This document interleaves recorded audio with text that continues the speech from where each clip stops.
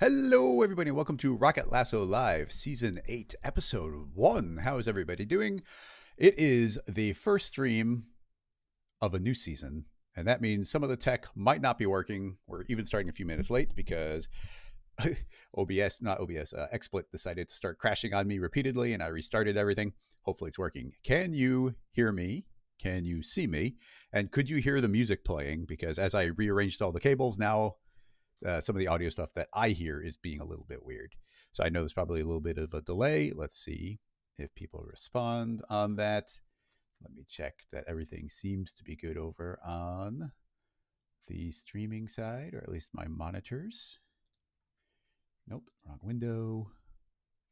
Testing. Where is that one? There it is. Why you gotta be buried? Cool. Well, it seems like it's streaming there, and seems like it's streaming on Twitch with any luck. Hopefully there's no double audio coming through. That would be bad. Okay, excellent.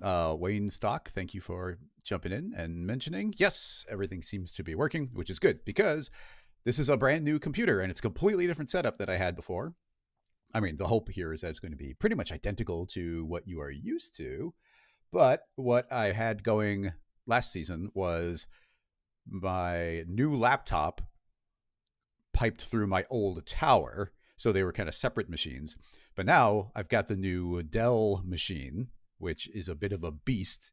And my plan was to pipe that into the laptop and stream from the laptop, but kind of reversing all those things. A lot of it wasn't working. A lot of the monitor cables don't convert well. I was going to have to buy like all these converters and all these extra cables, and even goes to like when I'm doing web calls and whatnot, everything's got to be set up kind of here. So it's just making a giant mess. Anyway, we're experimenting with the idea of it all being back on one machine like it used to be. The danger there is if things decide to crash really bad, the stream goes down. When it's a separate machine, that's going to happen a lot less likely to happen. But I think that we're pretty much good to get going. Okay, so here's the important part of this is I need everybody on Twitch and on YouTube to start posting links to cool looking things that you've seen, things that you were inspired by, work that people did that we can give credit to if it is going to be an artist or a studio who put together the work. But if you're on YouTube, you cannot post links. So you'd have to jump over to Twitch to post a link. But you can always just describe a question and keep them a little bit more vague or abstract or talk about specific techniques. I like to do both of those types of things. I see Dean's already getting a question there. Dean's always been excellent about getting questions going. But of course, without questions, we do not have a live stream.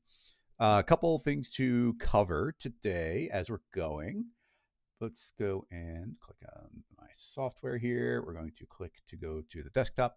And I've got this nice little window here. So I've got because people ask me all the time, I've got a web page up with the current computer specs, and this machine is pretty crazy.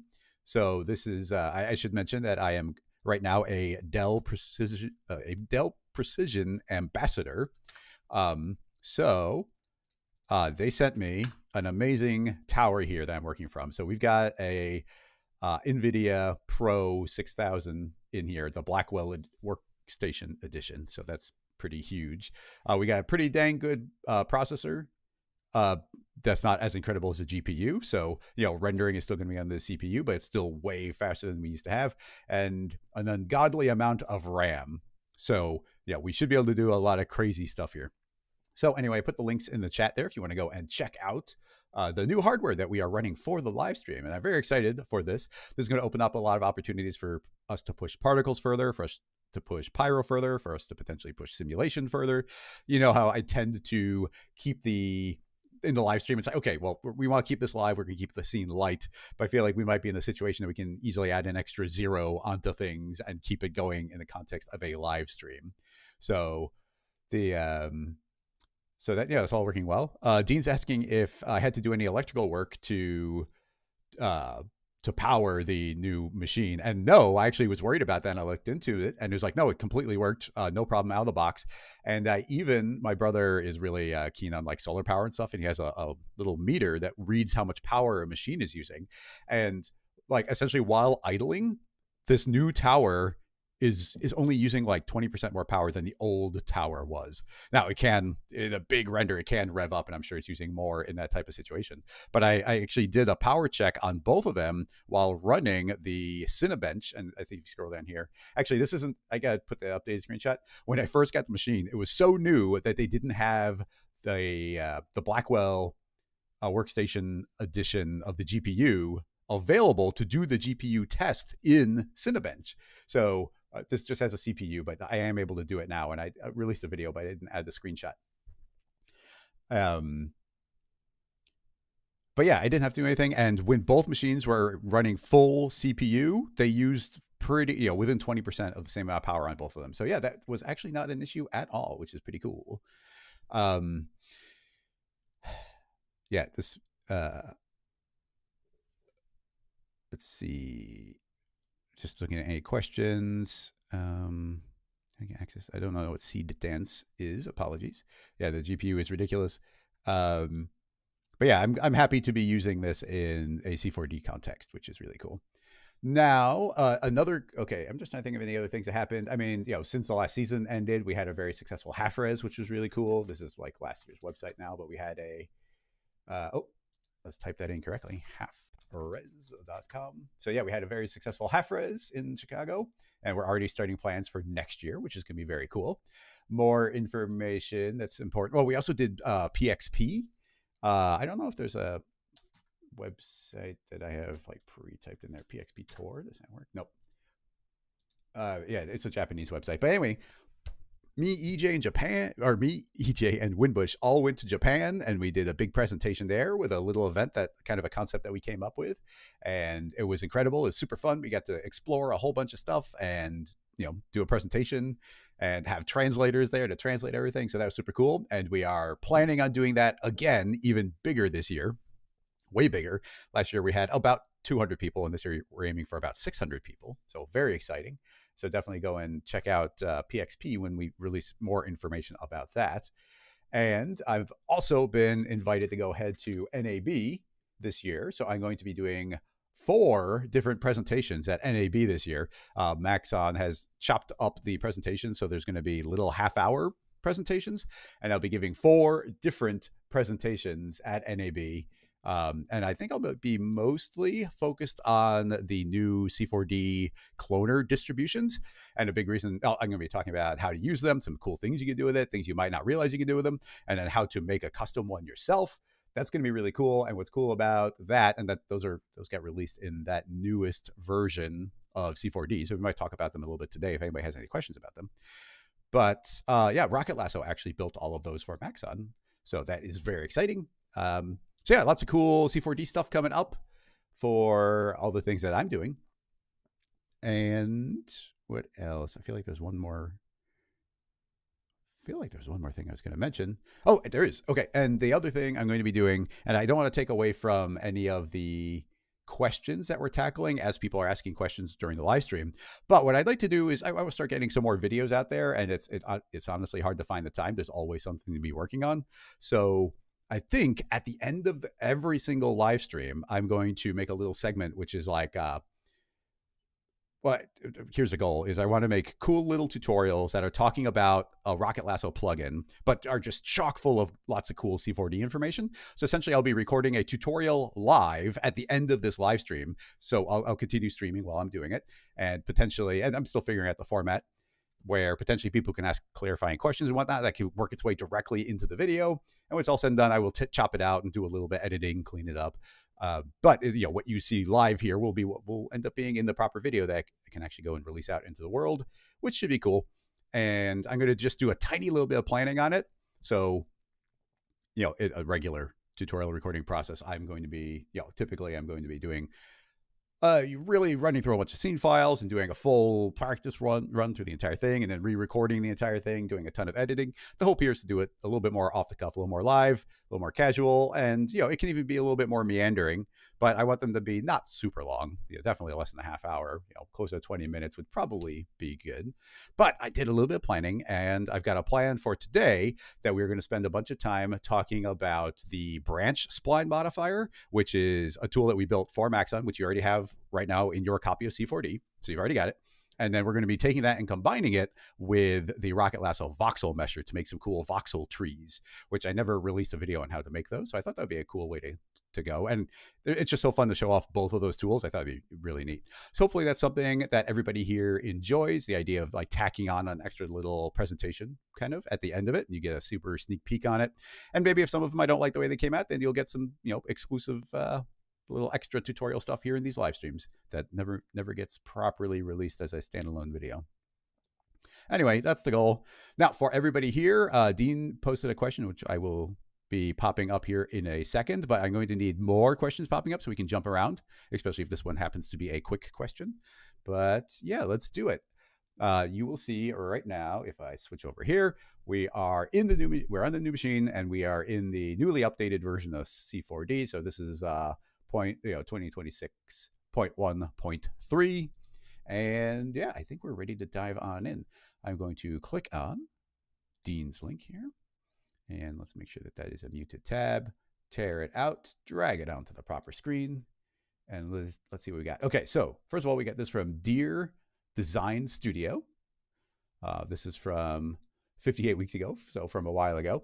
Okay, it looks like it's either, it's a bunch of Amazon boxes getting packed with a bunch of cans, which is pretty cool. Let's see. Looks like we got a couple different shots. That's a big stack. This is presumably, new work for Beekeeper Coffee's Amazon announcement. So, okay, so these are coffee. But anyway, so what we got here in this project is essentially a bunch of boxes. Well, I mean, there's a lot of different elements here that we could tackle, and a lot of them are pretty cool. So first of all, we've got a conveyor belt, and the conveyor belt has like these physical separated plates on it. So, that's a specific type of conveyor belt. And then we've got a whole series of cans that are, oriented at different orientations.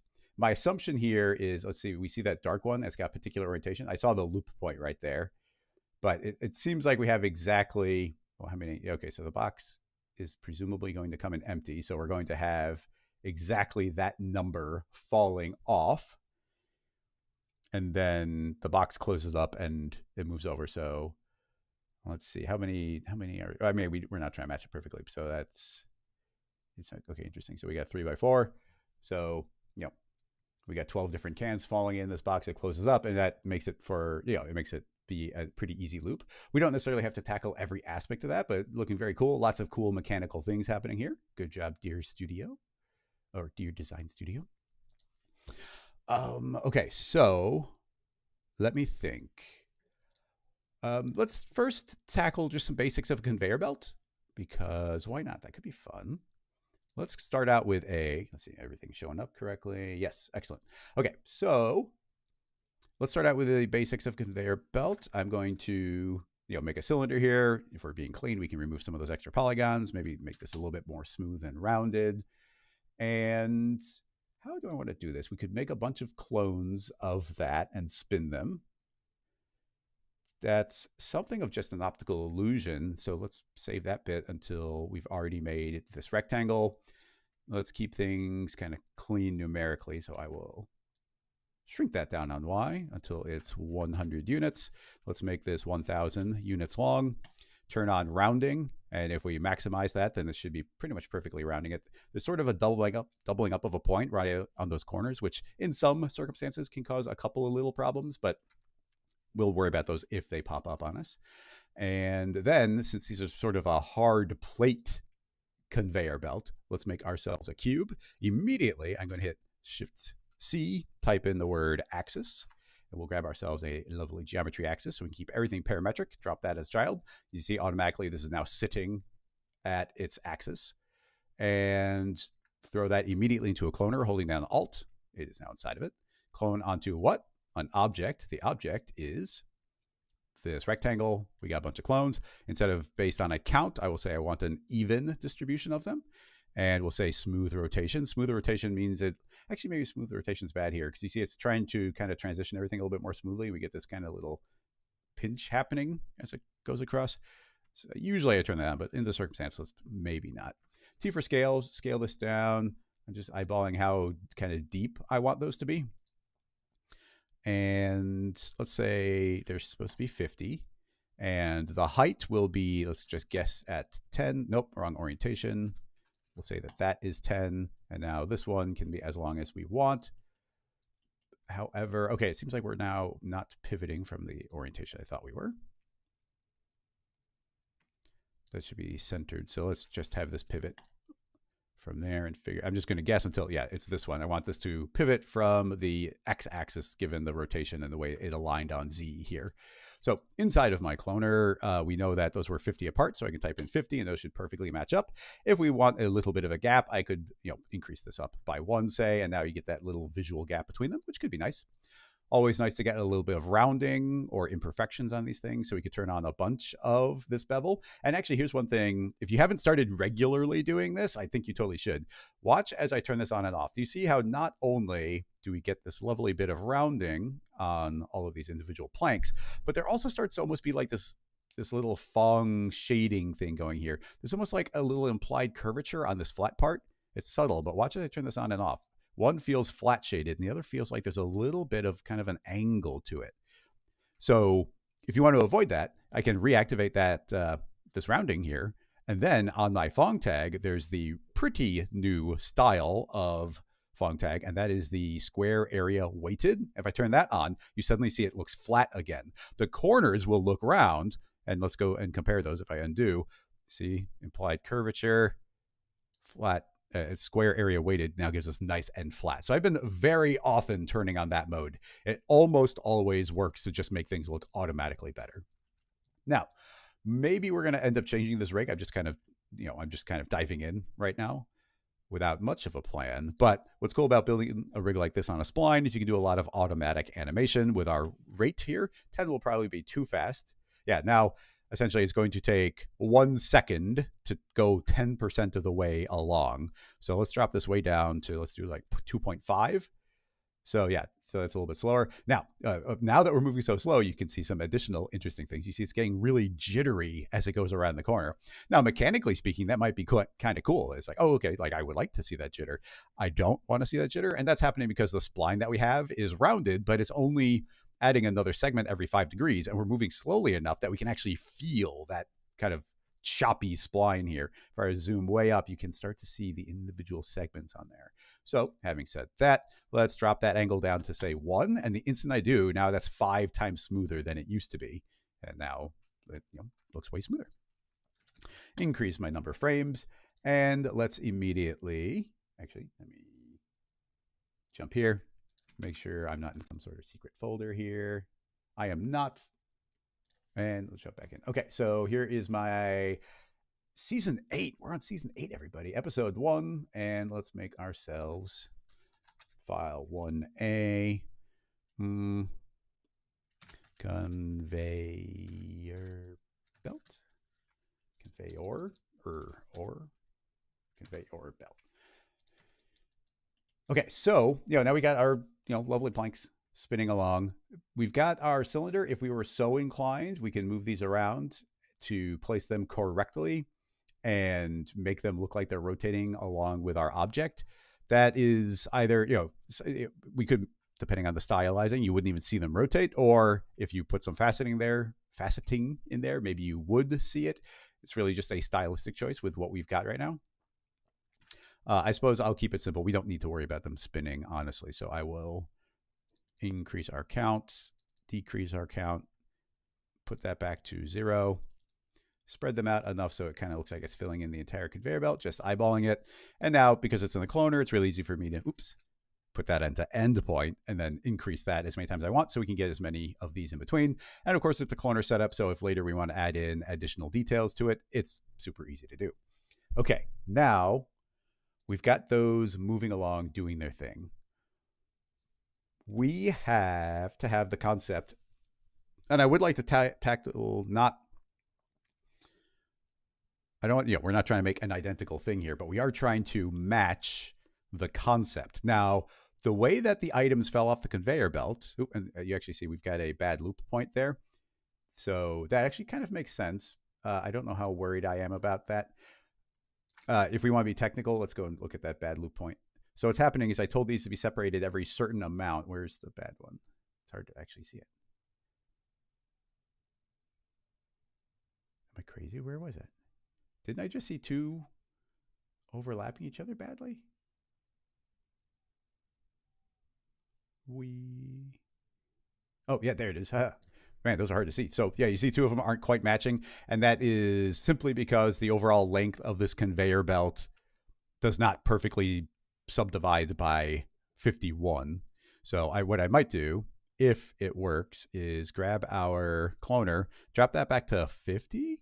Does that? No, that doesn't perfectly loop either. So we got two options. One is we can increase or decrease our step until that approximately looks correct. We could lengthen the spline until that looks correct. I think I'll just increase this until those are looking pretty dang close. And let's go a few extra frames there. Yeah. Well, right there, you can see that they're still not quite right. And increasing it one, now they all seem like they're pretty evenly spaced. And then I'll just increase my cube. So this 50, we'll just increase that until we've got the proper gap that we want. And now we shouldn't be seeing that little kind of overlapping section. Excellent. Save again. Now, I think we'll probably put some boxes on here, but still match the concept. But something I think I observed, and I could be wrong, is I think these are hand keyframed. When you see them rotate off this edge, that feels very mechanical. That doesn't feel like a simulation. They don't start sliding early. They're not sort of twisting in a way that would feel like a simulation. I feel like those are keyframed. Now, having said that, I'm just trying to think of what processes we might go and tackle here. Oh, Lignazio, thank you for subscribing. As always, you are an expert on that. Having subscribed for 47 months, always deeply appreciated. So let me think. We could, I'm trying to think. If we were to start dropping items, part of the fun of this one is that the items are falling into a particular spot in the box. Now, I think they're doing that just by being keyframed. So we could do that. We could also have this just be a real, quote unquote, conveyor belt and be dropping real cubes on here, let them fall where they may, and then let them fall into a box. And, they're going to go where they go. We can't really force them into a particular spot. I'm trying to, that's what's in my head right now, is I'm trying to think if there is a way of kind of forcing them into a spot. There might be really weird ways of kind of forcing them and transitioning out of a dynamic object. I'm not sure how fun that is. And Dean, you let me know if the specifics of the way they were falling and going into specific spots was the part that was interesting to you. But as far as like having fun on a live stream here, I think it would be a lot more fun to do it as a simulation. Simulations are always just more fun. So that's the way I'm going to go for right now. Something else that you're going to see me doing now, and I used to do this a lot, but I'm doing a lot more, is I am colorizing almost all of my objects with their actual physical object, with their object properties. So in this case, like going to these cloners and setting them to some sort of color, and not doing it directly via a material, because I've started making myself as universal a material as I can, and virtually inside of every material. Let's just call this rubber. This will be like the rubber mats going around the conveyor belt. I've been putting in a user data into virtually every single material I make and just coloring it based on the object. And it saves you from having to make duplicates of all of these different materials. So by dropping this in here, I'm saying this is supposed to be rubber, so I'll make it extra blurry. And then this is going to be rubbery, so we'll make that very blurry as well. And we could put, put some imperfections in here, and that can be fun. Let's move in here, go into media, and I think in media there's a textures folder. And inside textures, Maxon gives you a beautiful folder of a bunch of imperfections. If you didn't know they're there, they are very excellent. Open this up and I can scroll through and we can just find, actually that one's pretty good. It says dirt, but I think that would make for a good bump map for kind of a beat up conveyor belt. So I'm just gonna snag that. I can just drag it directly here into my material, collapse that away. Let's pop open a couple things. I suppose we want an HDR. By the way, because of the new machine, more than ever, we're going to be able to try and make things look a little more pretty, which isn't necessarily my expertise. But as far as throwing some basic stuff in there to make sure that things could look a little more visually interesting, we definitely can. I do like reaching for this kind of blank room for a default one. It just has good, even lighting on things. It will catch some highlights because we got one window over there. So it's a good basic scene to drop things in, just make sure things are working. Okay, having done that, here's an experiment. Everybody let me know if we drop any frames or anything. But let's try keeping our Redshift render view going with our crazy GPU. So I will pop that in. Let's even make it larger. Let that chug away as we move into our bump map, and we can try and get some real-time feedback on what this is going to look like. So let's grab a bump map there, link it again, and we got our bump map, and let's make sure we actually apply that. So we will put that on there, and instantly you see that has now updated. Now in order to get a good vibe for this texture, let's go and make sure we're catching a highlight, and we'll get nice and close on there. Now we could set up a triplanar map on there. I'm also sort of inclined to maybe just throw it into a cubic. You know me, I love some basic cubic. A cubic is the poor man's triplanar, but triplanar kind of takes over your resolution, which I like being able to control that externally. We get out, thanks to us doing this in kind of real time here, we can see that our bump is very strong. So I'm actually going to set this to the opposite. I want the parts that are down to be up. I'll say minus 0.2.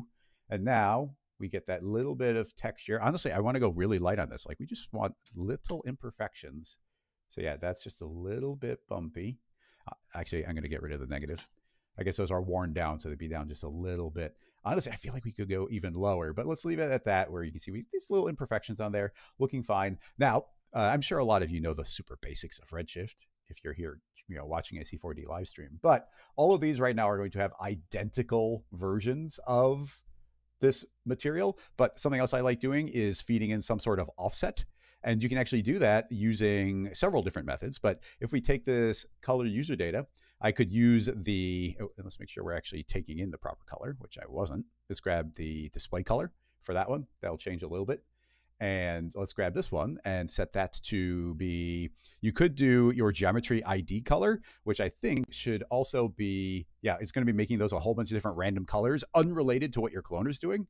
And what's cool about that is we can now extract out our colors. I think there's something called a splitter. So we will grab a color splitter. And now we can split this off into the RGB. And essentially what's cool is that will output 3 different potential completely random different colors. So if I grab the R for the red channel, you're going to see we get one grayscale. If I grab the green, we're going to get a different grayscale, essentially completely random, unrelated to the first, and then a third. So we get 3 different grayscales coming out of there, which is very powerful. It enables us to do a lot of things. So what do we want to do with those? Well, we've got things inside here. Let's reconnect that. We can offset our material. So we've got this texture here, and I would like to be offsetting it in space. And right here is a very simple offset. Here's a scale, and here's even a rotate. But I'll just grab this offset. I will expose it, and we actually get a vector 2. Let's see if we can make one of those. Is there a vector 2? Vector maker. I'm a little worried that it's going to get confused with a third vector. Somebody let me know if I'm recombining these poorly.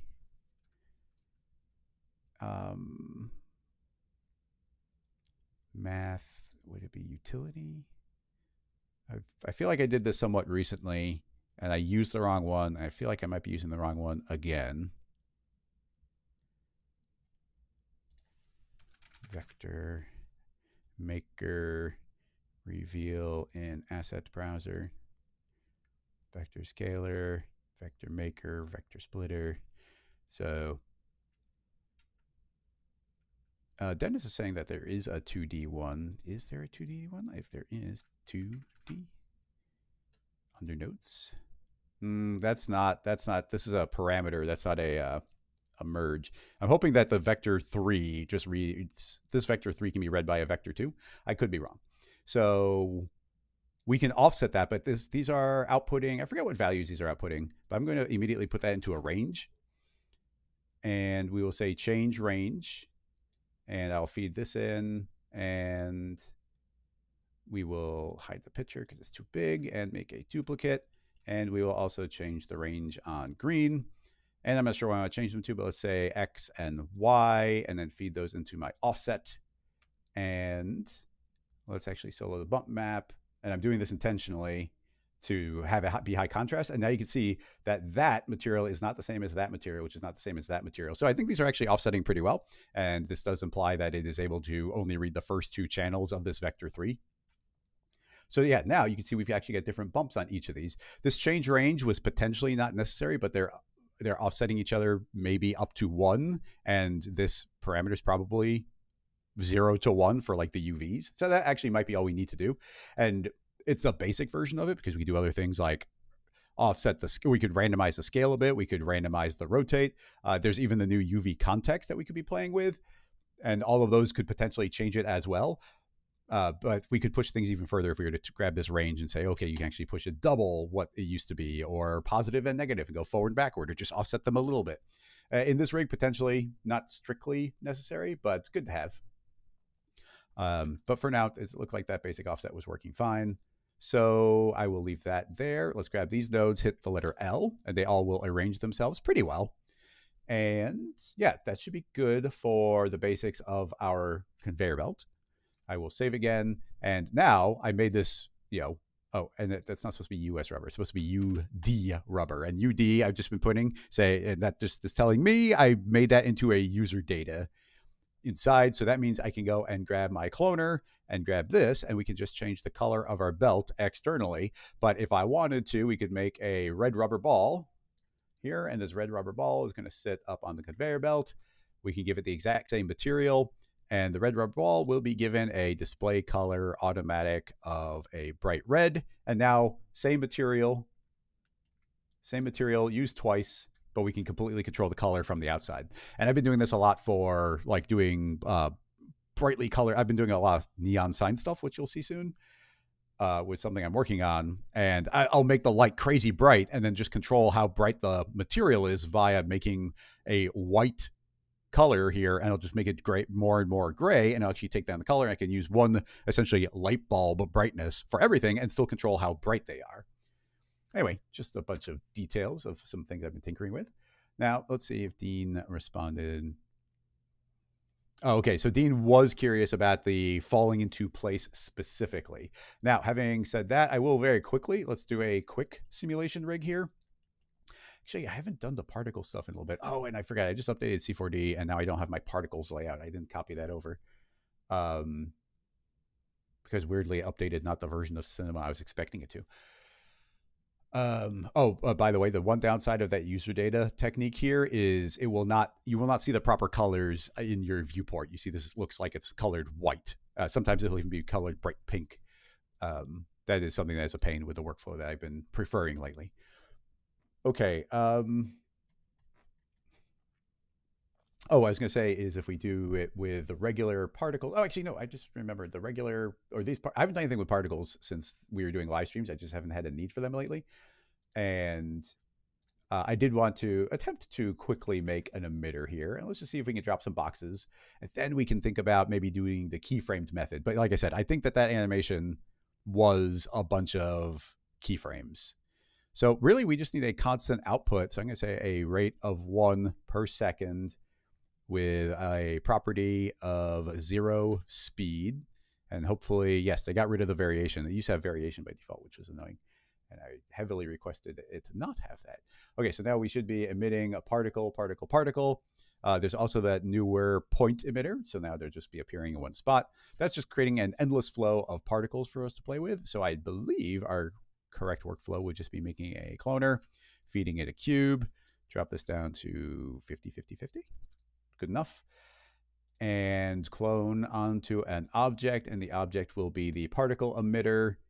And the emitter needs to, it's a particle group.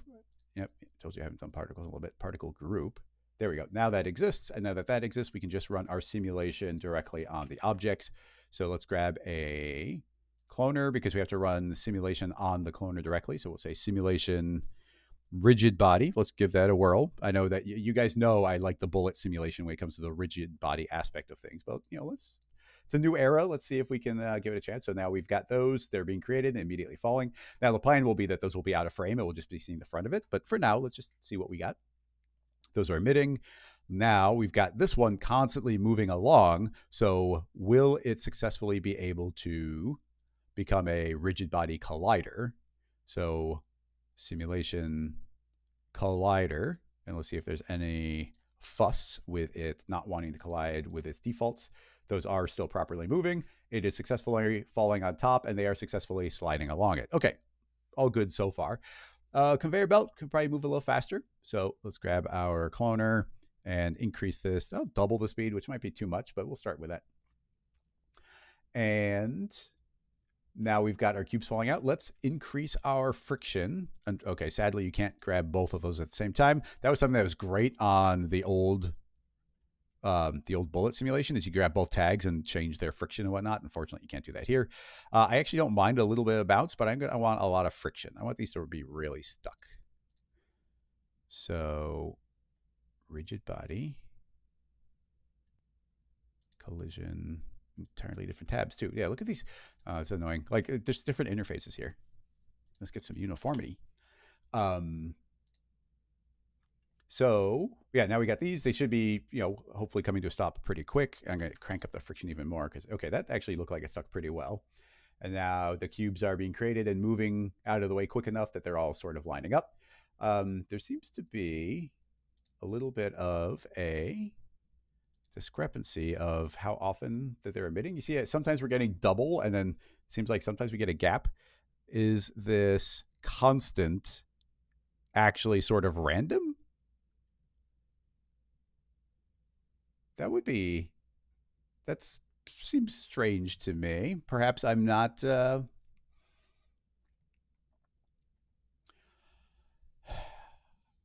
Yeah, do you see how we have a gap there, but then we had a doubled up one there, and then even when they collided, you see it's getting a little confused on there. So that wouldn't be happening with rigid body with a bullet. I'm just saying.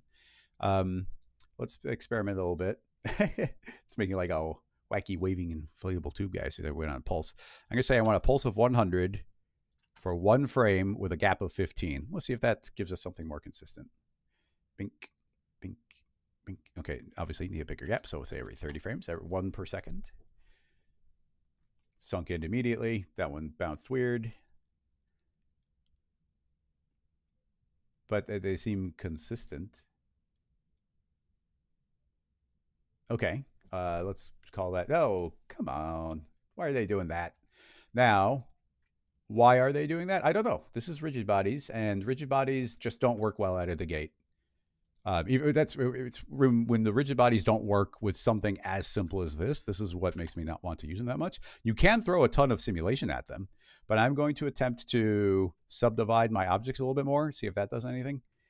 And let's do that. And then potentially, because these are all cubes, I could change the shape to be a mathematical cube potentially. But I just want to see if we get a different behavior right now. Are those overlapping each other again? I thought we fixed that. Must have overshot it somehow. Well, one's not falling through. And I mean, there's potential for them to wiggle weirdly when they hit the corner. But this feels okay right now. Just for fun, let's double our conveyor belt again. And let's double our pulse to be every 15 frames.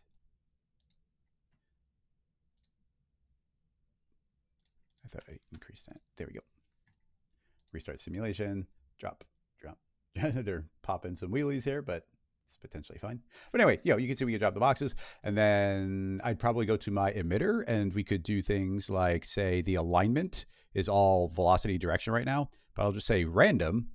And I think it's going to be hard to tell. But yeah, I think you see every single cube is going to be created at a completely random interval now.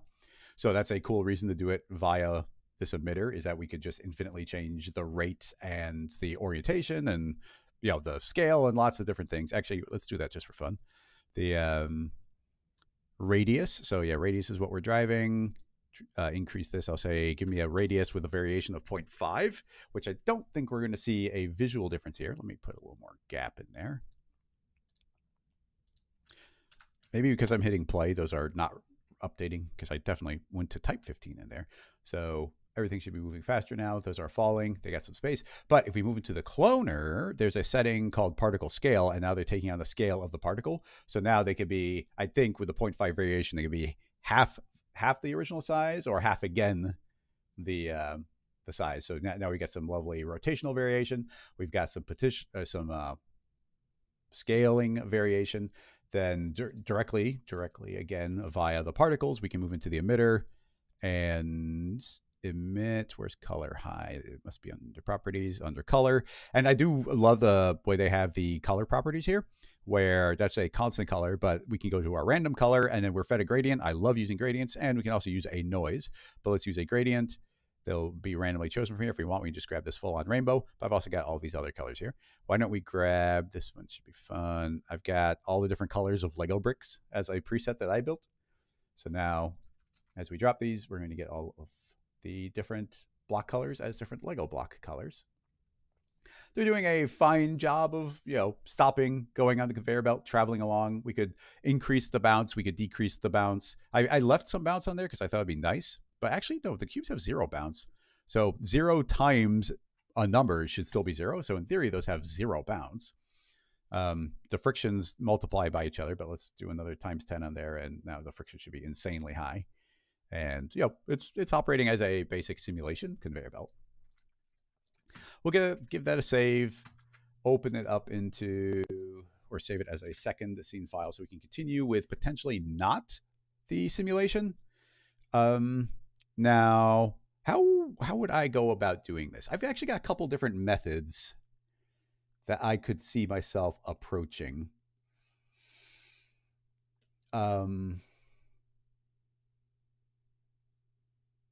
This might be kind of interesting. I don't know. There's a lot of ways of approaching this. We could just grab some items, and I'm going to leave these as boxes. But yeah, essentially we're going to kill off, well, I won't kill it off quite yet, but we are going to be just making a box, and we're going to have the box be randomly placed on the conveyor belt, and we're going to have it rotate and fall into a box. And in the reference animation, these just kind of fell where they wanted to visually, and the box moved into position. So now, having said that, these are still falling into that ending grid pattern. Now, this might not be a good way of doing it. Well, we could just do keyframes. I'm thinking I might actually have these travel along a spline. Like I might draw individual splines from them, and I can very visually see where the placement will be. It doesn't have to be this way at all, but it's just kind of what's in my head to give it a go. Now, just to be essentially kind of silly, I might do a little trick here, and we'll see if it works. I'm going to drop a single cube, and I'm going to let it run its course on the conveyor belt. And by grabbing our cloner and creating a tracer, that's now going to trace the path of that. And now, hopefully, or is it not going to see that? Cloner, it's on the correct cloner. It's a simulation. Do tracers not trace the position of a simulated rigid body? Because I do trace a bullet simulation. That's annoying. Okay. Just out of curiosity, I'm wondering what the problem is there. Let's try adding on a bullet rigid body, and we'll turn these into bullet collider bodies. It should be as simple as that. And look, it traces it. So anyway, I'm not crazy. But anyway, just with a couple of clicks, you can see I did that. Now you see that this has given us a spline, giving us the approximate travel that, this is making. Do we want to go flying off? I think probably not. So essentially that means we should just slow down our conveyor belt. So conveyor belt is driven by this cloner. I'll just do half the speed. I don't want it to take forever. So now it's still getting traced. A little bump at the beginning, but I think our camera is going to be only up here, so we don't need to worry about that early part. And now this traveling, bumps and then falls. Okay, so cool. Now that extra little bump and stuff might cause us trouble, but here's what I'm thinking. I'm just going to make that editable. Now all of my simulation stuff is not important. I don't know if we're going to come back to it or not, but now we've got this path that we could have travel. Now, of course, that is based on the scale. That is based on the scale of that cube. And if I want the boxes bigger, yeah, I should probably get rid of the scale variation. Okay, apologies. Just do that one more time. Undo and go back here. Go to properties, grab my radius and get rid of the variation so that our cube is that same bigger cube size. I think that's a good size for the box we're going to drop in. So tracers should still be tracing. And let's see. Okay, traveling the path, doing just fine. And then it's going to kind of get this little hiccup and then fall. Okay, make it editable and now turn them all off again. Now, just as an experiment, why don't we grab our singular cube here and align to spline, and the spline will be the tracer. And if I were to just keyframe that, you're going to see our cube's going to fall there. It's going to travel along. It's going to bump, and then it's going to fall off. So now that's all keyframed. And potentially we could also turn on the tangent. So you see it actually also follow this line as it travels over. So it's actually doing a lot of work for us. Now, we've actually just got this editable spline. I don't actually need all of these points. So I could select my brush selection, just kind of eyeball getting rid of all those. We wouldn't need them. I'm going to hit UI just to grow it one time in case I missed one. I did. There's another one. And these are going to be falling. These are falling down. Yep. And you can see I've got a very complex spline here. I could have just drawn a spline from scratch. I could have just gone to my side view, drawn a spline, and that would be working just fine. Oh, this whole time I thought it was the other orientation. Just to save some time here, I'm going to use my plugin instead of dropping that into, or drawing a fresh one. But I can grab this Rocket Bezier, drop in our spline, double click, and now you can see it's trying to convert it into a nice clean Bezier spline. And I can give it some larger tolerances here. And it's going to make it into make that editable. And now if I go back to point mode, you can see that it's a very clean spline that I'm able to make very easy edits to. So I accidentally made that super huge. Grab this, maybe flatten that down. Have that travel. But anyway, you can see, yeah, we just got a very simple spline here. And now I'm able to grab this spline and manipulate how it's going to move very easily. Actually, yeah, I know I said we were doing that just to be goofy. And yeah, we should still see, oh, that was made editable, so it delinked. Oh, and then also I was dragging it manually. It's not keyframe yet, but yeah, that'll travel along. And then, so we could just draw that however we want. I know I just spent all the time showing you that cool tech. Well, that's a fun technique for like, oh, look, we can trace the path and then use that path to do animation later. Let's just do this manually, but I'm going to make a very particular type of spline. Let's go, and we're going to need it to be a particular height. We can fix the specifics of it later, but I'm going to make us work from maybe a cubic spline, maybe an Akima, because it's going to automatically force it to become very smooth. So there's just kind of a roughed out spline. The cube is currently 50 tall. So in theory, this line should be T for scale, scale down to 0, and it should be 25 off the surface if we are perfectly running along the edge. So I can put those there. Go to my coordinates. Will that work? Maybe we have to go here. Can I type in plus 25? Yes. Okay. So, that should be a good path there. Go to my spline type. Go to twirl this down. I didn't know those were twirl down.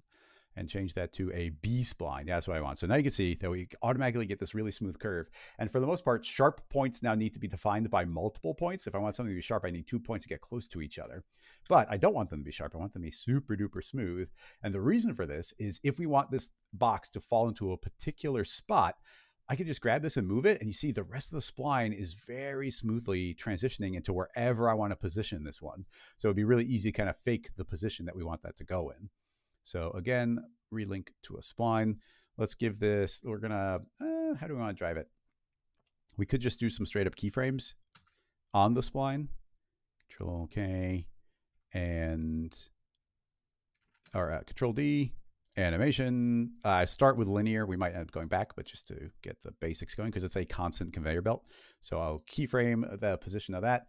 Just to eyeball it, let's have that. Let's see, I'm going to be attempting to follow this one to about there. I might have just lost my position. Was that this one or the one after? I don't know. Keyframe, it's linear, so. Oh. change this. Yeah, right now it's adaptive. I think we need to set that to uniform because now it's how it's interpreting between the spline, and the align the spline tag is doing a linear interpolation between points. So yeah, now those are traveling along more the way I want them to. So let's see, I'm going to put that about there. Scrub. Looks like I'm still one off. Jump to that keyframe. Go to the next one. Yeah, that's almost spot on there. And that essentially becomes the rate. If I was not knowing for sure what the rate should be, I can now open this up, move into our F curves, and you can now see that I've got a particular angle of like the way that that should be moving forward. So if I were to make another point on here, let's just keyframe one. You now see I got another point. If I take this point and I move it to, we can type in 100. So now it's at that particular correct spot. I can now scoot this over, and that's like essentially maintaining that speed.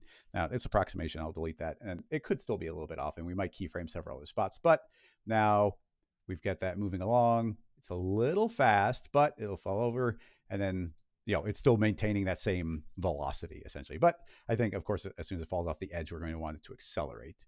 And there's other little bits where it's like maybe this bit of the spline should be traveled up a little bit for this bump that happens.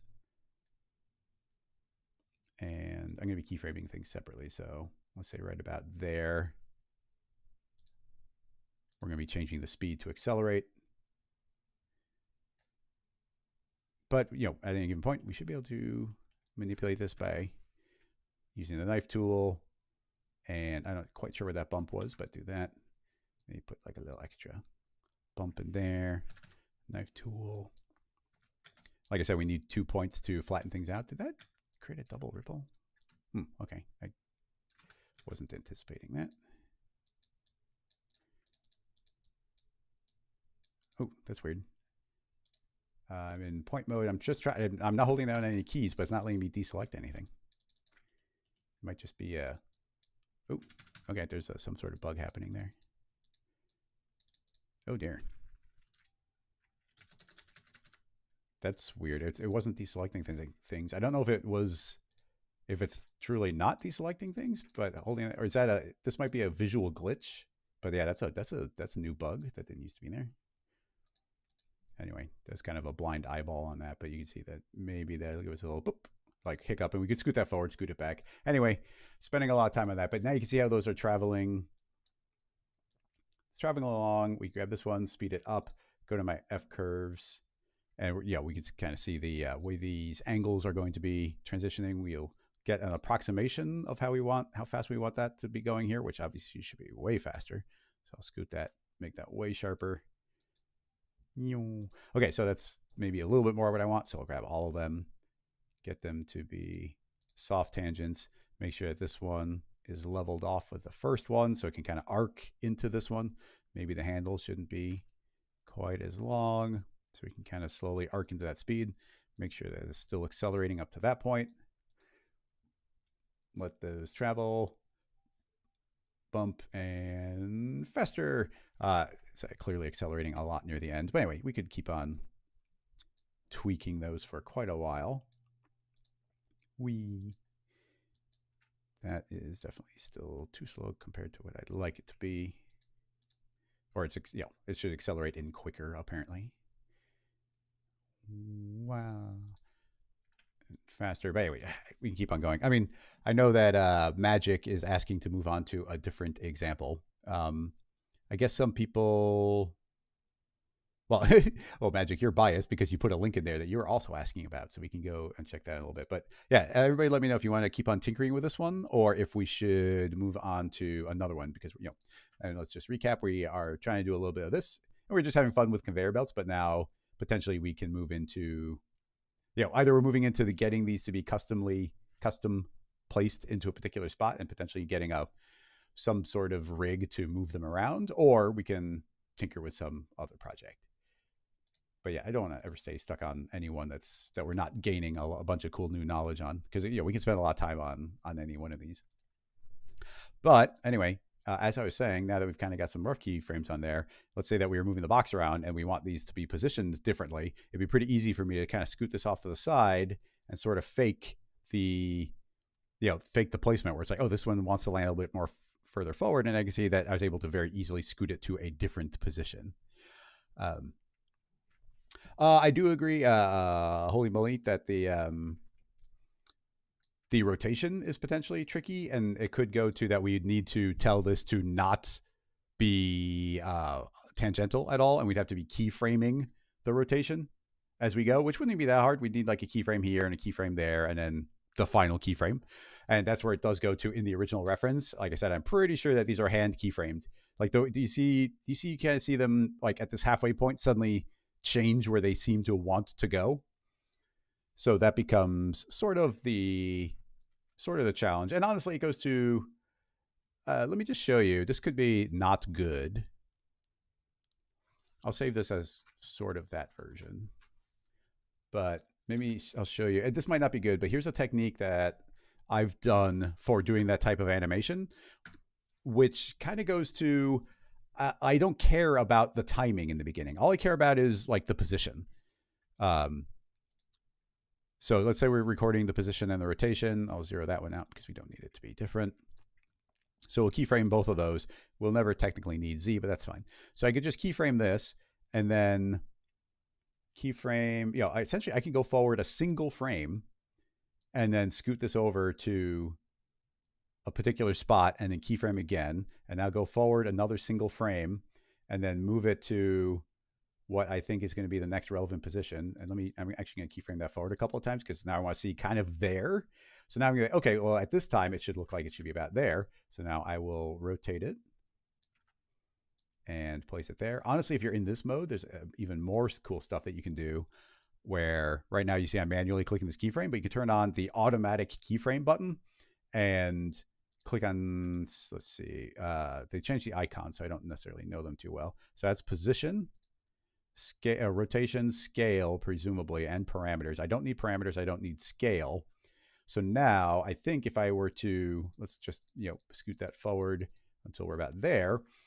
I think that now that I've made sure I was on a different time, and now as soon as I rotate, you see the rotation gets keyframed, and I can rotate that to a new thing, move it to a new position, and those are automatically getting keyframed.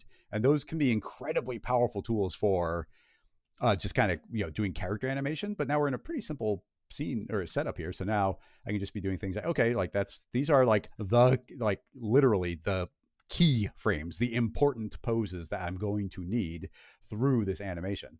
Now, they are not currently timed out at all. Like they're horribly timed out. But now let's go and scoot into maybe the relevant range. And now I can just start moving my keyframes around. I know at 0, that's where I want that to be. But now I can just grab the other ones. And I'm going to, again, eyeball this. Ignore the cube. I'm trying to look at a particular tile. So right about there. I think right now, that time is when I want the second keyframe. So now I'm not worried about anything except for the timing of things. First, we were worried about the position of rotation, and now we're worried about the timing. So let's see if I was correct in that. And yeah, you see it's almost perfectly sitting there. And now I will wait until the one it's sitting on is at that 45-degree angle, which it's already pretty dang close to it. So let's just grab all of the subsequent keyframe. Oops, I changed time. Let's go to there. Oh, I guess I pivoted from there. So I'm looking for it to be about there. Yeah, so that should match there. And then we move forward until we are about there, which my timing, yeah, actually at that point I did start scrubbing the timeline. So now we had those going, and then we've got our final one. So I could scoot this however far I think. And keep in mind, we're still getting our rough pass in here. So we see that we've manually keyframed that. That's now traveling up. There's a little bump and it falls. I clearly want that to fall way faster. And let it travel again. I know we tried to be clever before.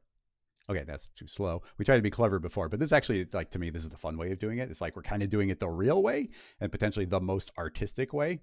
And I don't think it's going to be that hard. So you see that, okay, we've kind of got that going. I'm having real trouble getting a speed that I like.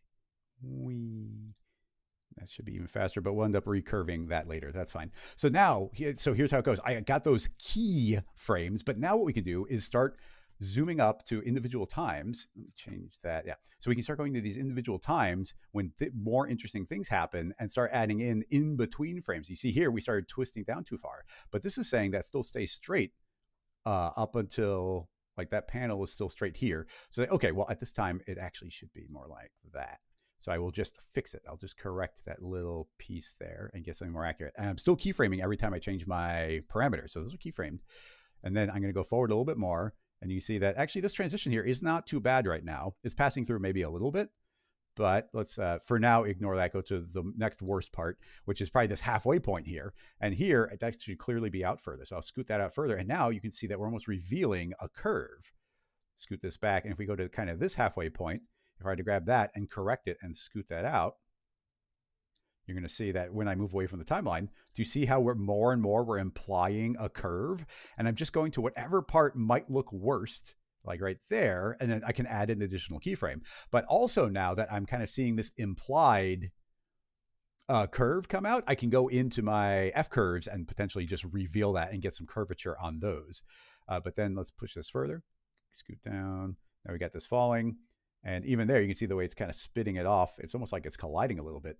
So what I feel inclined to do is like as this falls, there would have potentially been a little bit of a spin on that. So we could spin that 90 degrees on that keyframe.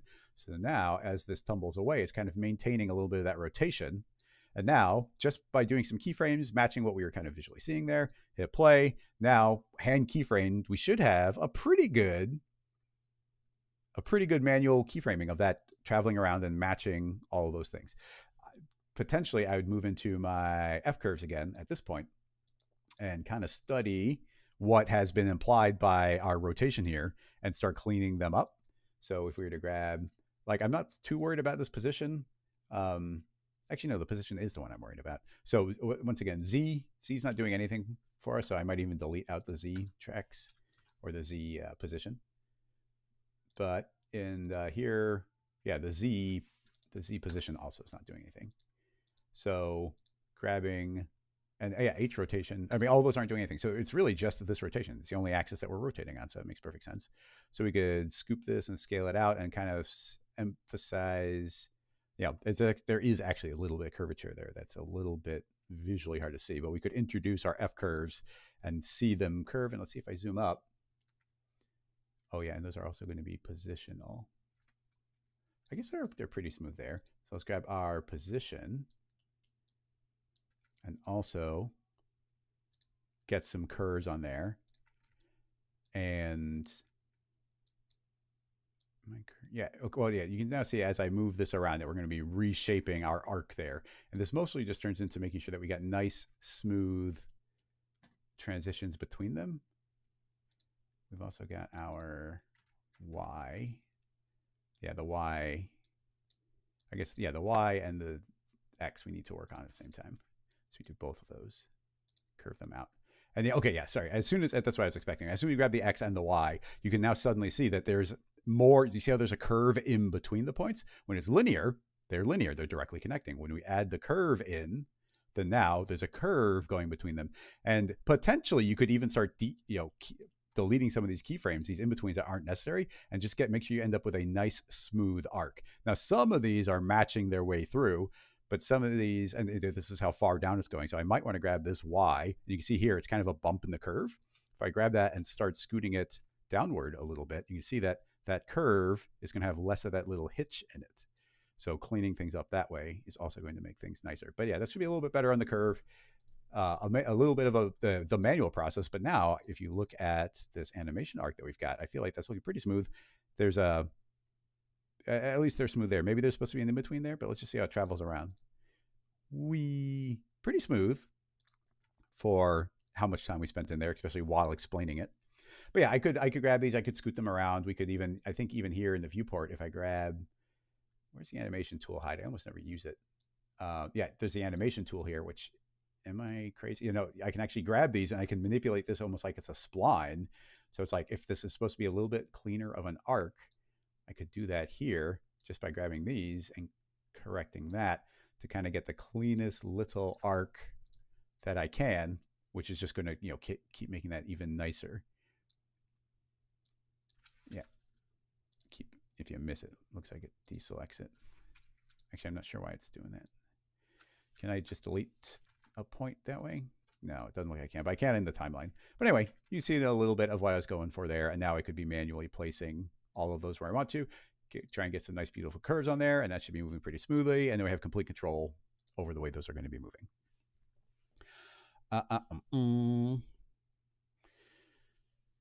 Hey, everybody. How's it going? We got quite a few people showing up. Tobias is here. Ruckley is here. And Dennis hanging out. Lignazio, of course. Thank you, Dean. People over on YouTube. We got Spencer here. What's going on? Justin. Alphatel. Welcome. Thank you. Badger. Sandro. We got more people going. Yeah, everybody. Wayne. Thanks for coming and hanging out and tackling questions. Sage is here, lurking. Always good. Anyway, we could keep on going on here, but we have had requests to move on to a different question. So I just want to, kind of gauge the audience. So keep going or jump to a new one. Flavio? Oh, is that Flavio with a potentially new name? Flavio CC? What's going on? Anyway, shout out to continue or move on if you've got any opinions on that. I could move back three-dimensionally. What's cool is because we deleted all keyframes involved in the X-axis, I could grab this and you see I just physically move it from one spot to another without having to worry about that aspect of it. Let's take a look at how this looks like, what it looks like in 3D right now, if that's sort of smooth. It's pretty smooth. I'd want to speed up that little fall, but I'm actually quite pleased with the way it's falling down the side. Looks like a keyframe got dragged, so that's falling there. I might speed that up a little bit. We might want to modify that curve so it does accelerate in a little bit. Boom. But yeah, it's all just keyframes. So we can just jump over here at some point over there, modify where it is. I think in the reference animation, oh yeah, well, I guess right now, if you wanted to drop these in the box, look how easy this would be just for fun. So we'll just rename this to 1, copy, and we'll say the second one will fall there. And then the third one will fall there. So, right there, keeping it as absolutely basic as we can. Now, simply grab all of the keyframes and let's see, offset it by 30 frames. And I'll grab the next one, select all the keyframes, offset that by 60 keyframes. And again, remember, if our framing is supposed to be that we're not seeing anything until about here, and we let these ride, then now, without doing anything, you can now see that I've got 3 different boxes on 3 different times falling into 3 different locations, and going in and tweaking any one of those to have a slightly different animation, totally doable. Doesn't see if anybody wants to shout out their opinion. In the reference, there was a lot of unfortunately, I feel like what we did see here is this isn't some sort of super procedural setup. I think this is all just a keyframed concept. Tangle wire. Yes, I'm with you, but we actually are going to want these to stop and fall into a box. If I wanted to have them fall forever, then there's ways of doing that. Potentially I could even have those start sliding on the conveyor belt at a certain point. So there's a lot of layers of animation we could add in there. Let's see, when those eventually do fall to their final location, we'd have to be careful, because if they're going to become parented to the box, you've always got that trick of, are they, how do I say this? Are they supposed to become parented to the object, or do a hot swap where you kind of have one model disappear and the other one take its place because it's in the final resting place of a different hierarchy? Or they could actually be keyframed into the box, but all that would have to be very timing dependent. Let me show you as a very quick for instance. If I were to move this down, make it editable, let's just say that this will be the box. Make that editable. T for scale. And let's say that those are falling in the box. If, and it's a pretty big if, and also very important, I should turn off that keyframe. This might have been, okay, it wasn't already keyframed because only keyframes on things that were already keyframed, but that could have been dangerous. Anyway, right now, this box has its own weird offset. This is existing off in space. So I will save this one. But if I were to grab all 3 of these boxes and then drop them in the box, you're going to see suddenly they're all going to jump to a new location. They haven't refreshed because I haven't updated the animation. If I drag, you see that they're all completely wrong. They're moving in a different spot. That's because they're all keyframed at 0. So the way I could get around this would be to make a null, drop all of them into that null. That null is now still at 0. They're always relative to their parent. And now I drop that parent into the box. Now you see they didn't move. And here's what's cool is now these can each move and fall into the box as we want them to. And even though they're way offset, they got their own animations, and this null is way over there, that doesn't matter because now it's all just in relation to this. So now I could take this and now they're all in the box and I'm free to move them around. No weird parenting tags, no extra keyframes, just making sure that I put this like 0 out null essentially so they could all continue to be relative to where I want them to be. I wonder in the cheap, if we're going to kind of wrap this one up quickly, I wonder if I can do a very cheap version of offsetting them, and we can get a single spin on the box. So I'm going to hit Control A, select all those, do a major time offset. Let's do like 120. Is that enough? Yeah, probably. So now those are there, but now here's what's going to be tricky. I'm going to make sure to take this new batch, pull them out of the box, and here is our box. I'm going to say that 3 fall in, and then the box is going to rotate 180. So I'm going to say, okay, you're going to rotate 180. And that does need to get keyframes. So I'm going to say those go plop, plop, plop. And then, that wouldn't, I guess those could be outside the hierarchy. No, eventually we do want them to be in the hierarchy. Is there a good trick I can do? Because I was trying to avoid doing all the tags and activating, deactivating things. Just do hierarchy tricks. If those were all out of screen, we could fake it. If I did the time offset far enough, we could totally do it. Or if I said, okay, those haven't even come into the frame yet, then as these all fall, yeah, I'll just show you what I was thinking. Those all fall, and now that they have fallen, dink, dink, dink, then now this box could do whatever we want. I'll keyframe it. And before those would come into frame, so probably right around here, we will spin this box 180, the simplest possible thing we could do. Keyframe it again. And then this is now the new location. So now this null would be relative to that. So I could drop those in. And here's what's going to be weird is if I continue forward, these will animate and they will, let's give ourselves some more timeline. These will properly fall. And if I offset the box correctly, which I think I did, yeah, those actually fall into place. And that actually does totally work. But there's going to be, here's the tricky bit, is if I keep on rewinding, you see there's going to be this moment where they suddenly flip into their position. Now, potentially, depending on what the framing of your animation is, like you might, if the framing of our animation was this, I don't think we'd ever see them. Like those 1, 2, 3 will fall, that spins around.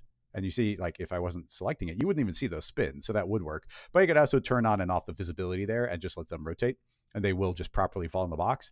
And of course, the advantage here is like there's not a lot of like duplicating the objects, moving them around. And those will fall in, and they are properly children of this box. So if I had to grab this and say, okay, now it's supposed to ship out, those will successfully ship out. So, you see there that once I made one animation, deriving the rest of them is pretty straightforward. And this is doing the simplest of hierarchy tricks. If you wanted them to be, we could do alternatives here where essentially they'd be in their proper position, but they'd be turned on or off. I could keep on talking about more and more techniques for dropping things in. But of course, with everything inside of C4D and really in virtually any software, there's going to be a dozen different ways of tackling it.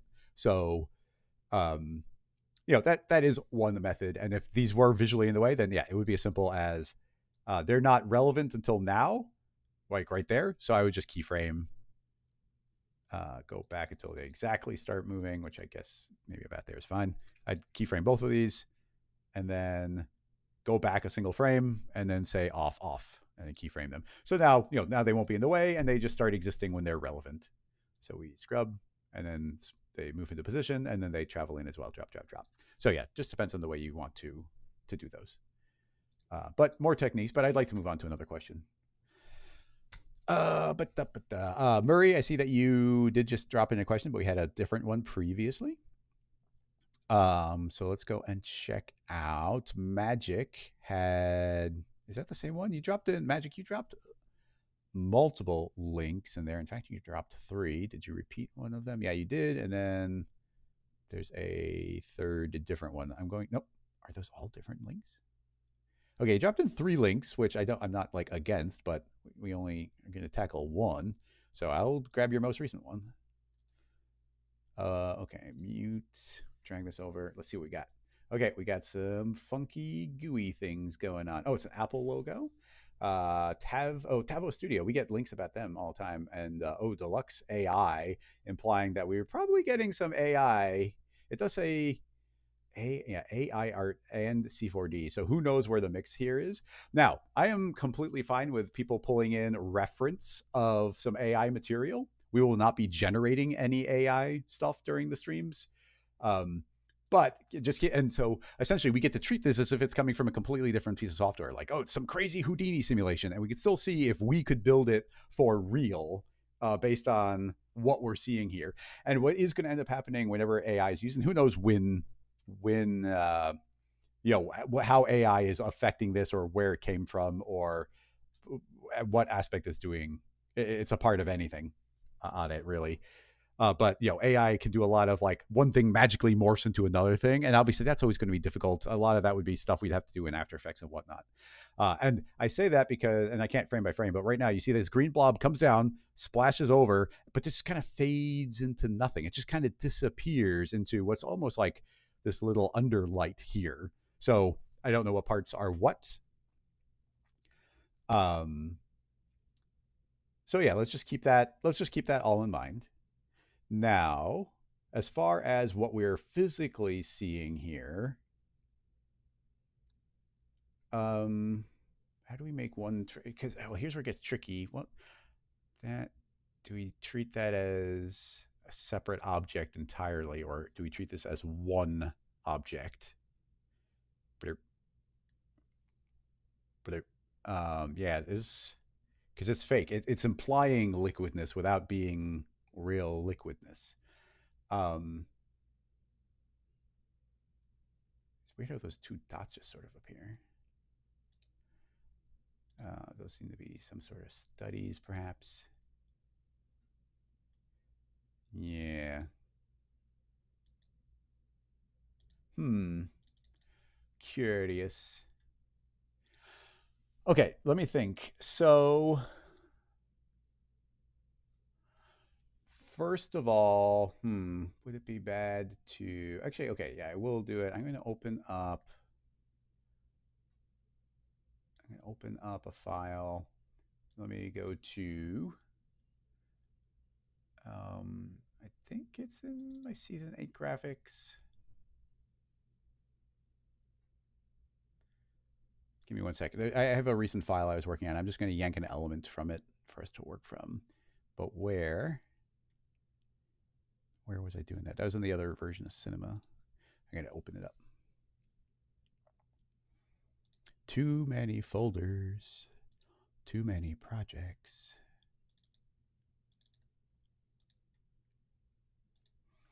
But anyway, I'm working on an animation like title. Oh, here it is. I'm working on an animation title sequence for. Oh, that's fine. I'm working on an animation title sequence for. Oh, this one's not going to have it, is it? Well, anyway, I'm trying to make some neon signs with all the plugins for the new sequence I was telling you guys about. I was telling everybody about. So yeah, something to keep in mind.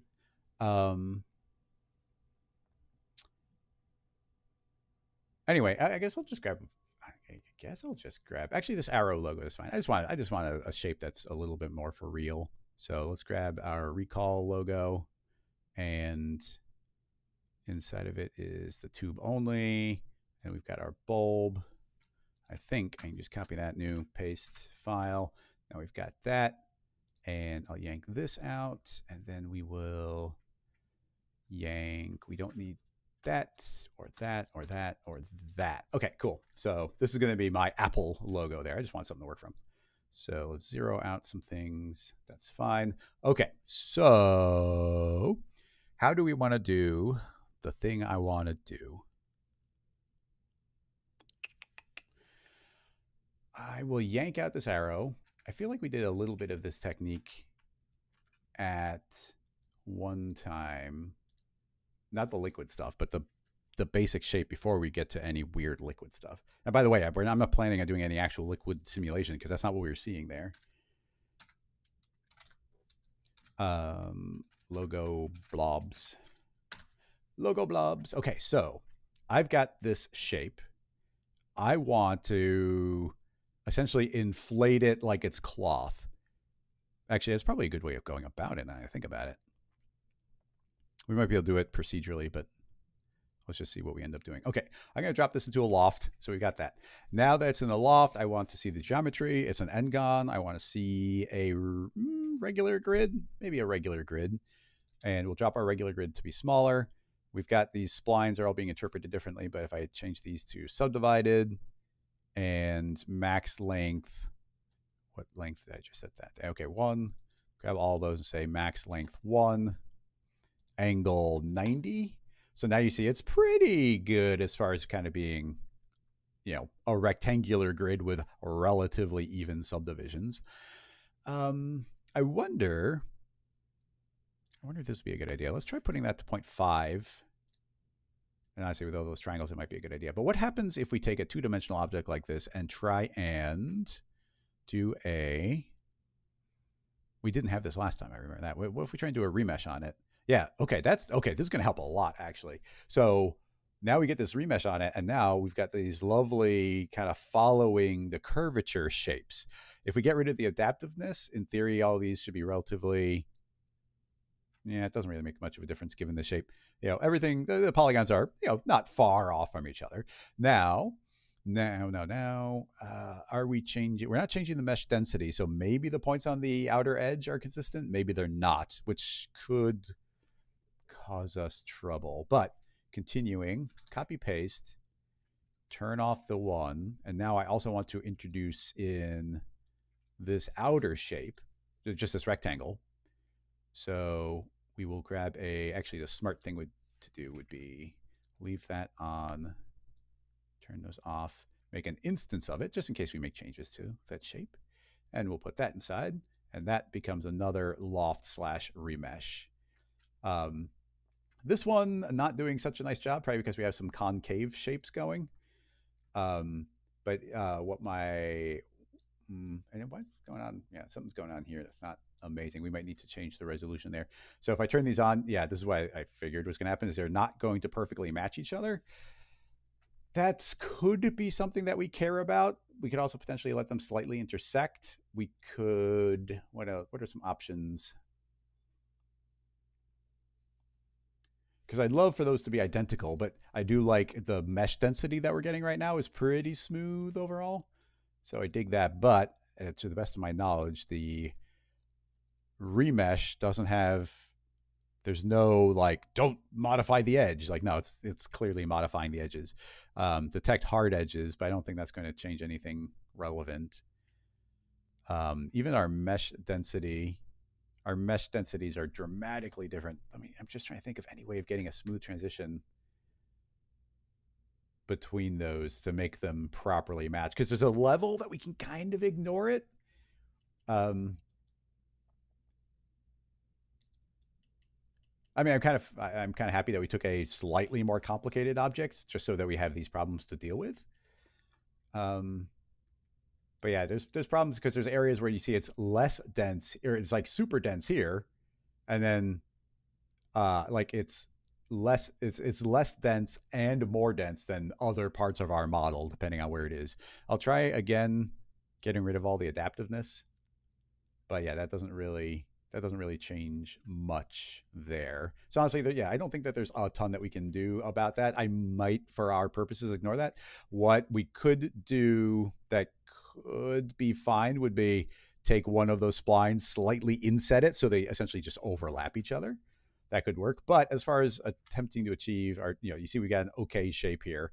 And then the thought becomes, now we got this pretty nice geometry. I'll just call this outer and inner, just so we can distinguish. Give that another save.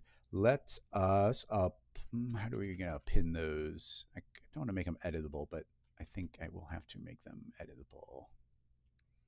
I actually might use my plugin recall here, just in case we don't go back. I'm going to make a recall tag, save it, and then let's make a recall tag and save it. Of course, you can just save another file or duplicate these and whatnot.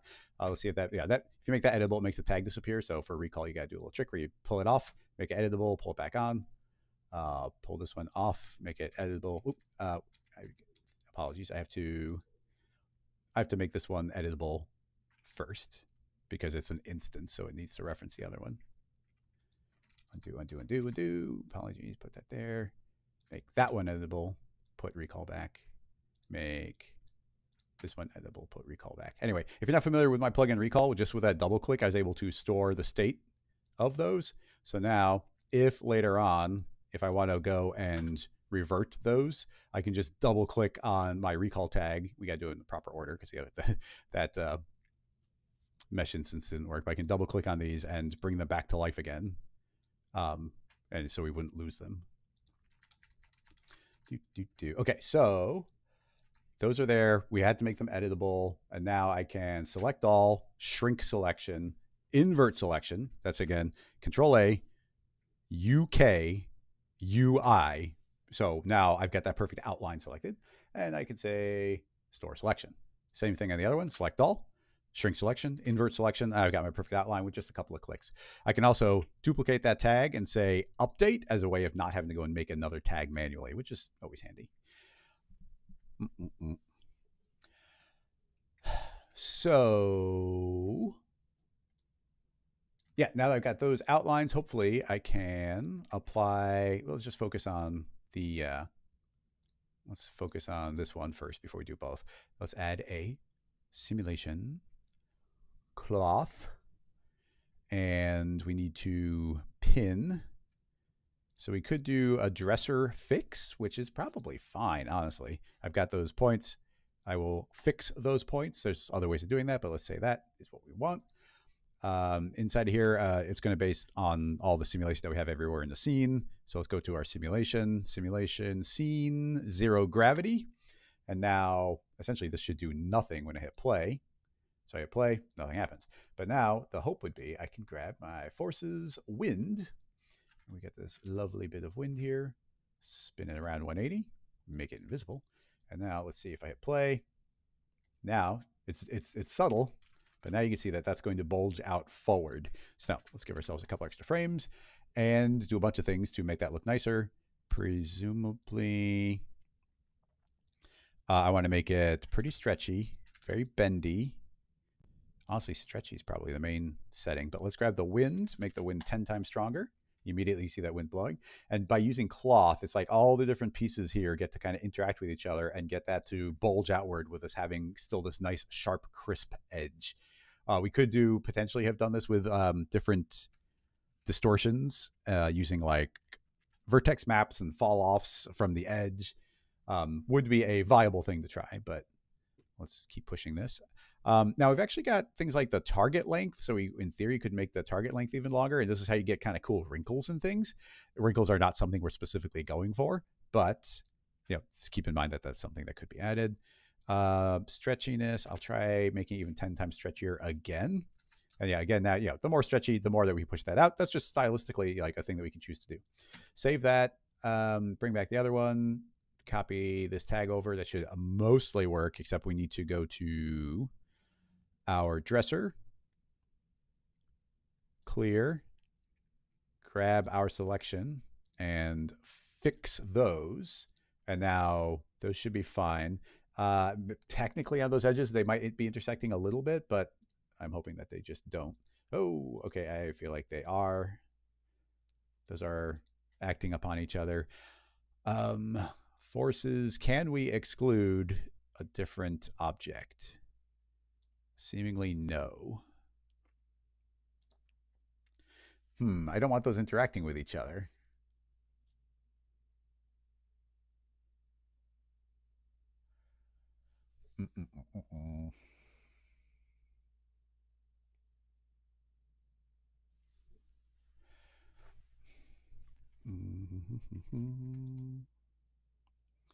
The only thing, well, actually, before we beat ourselves up too much, which one is which? This is inner.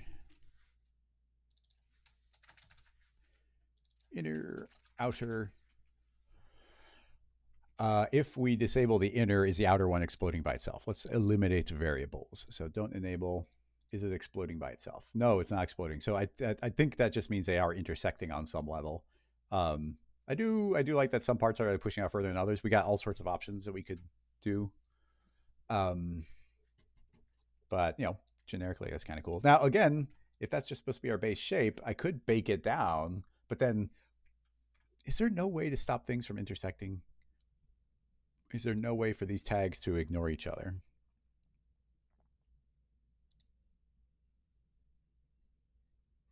I mean, if the exclude isn't letting us drag in other tags or other objects, I can't think of any way the system would enable us to, unless, oh man, I don't know simulation scenes. I don't even know where it lives. Oh yeah, there, simulation scene. Is that a thing? Can I drop that into one simulation scene and now it's acting as if it's its own separate thing? I'd never do this. So this is us going off on a wild. There's a wild card right now. Let's start out with that. Still exploding, implying they're intersecting still. They're implying they're still in the same scene. Oh yeah, dropping them as children doesn't make them, doesn't actually put them being physical children, me dragging them in is the way my brain wants to think it is, but that's not the way it is. What you have to do is drag their tag into that simulation scene. That's the only thing that matters. Gravity still turned on that one. And now that these are in these other scenes, it's also not seeing the wind, so we have to physically link the wind into each of those. And then that second one I made, the gravity was still turned on, which is kind of funny. Okay. Well, first of all, my theory is correct. Second of all, I just successfully used a simulation scene for the first time. So these two are acting as if they're completely unrelated. Like they do not intersect, or they're not intersecting because they're not interacting in any way. So anyway, now we've got these shapes. I want to hide those fixed points because that's visually annoying. Now, technically, we get those little gaps in there. Like I said, we could have shrunk one spline or enlarged the other spline a little bit to get them to go in. But yeah, that seems fine. I'm a little annoyed that we had to separate them that way, because now every time I go to try and make a cool shape of some sort, it's going to, like if I want to add a turbulence or something in here, it's going to, I have to apply it to both of them. So I'm probably going to make a mistake or two while we keep that in mind. Let us set these as the initial state. And wait, initial state set.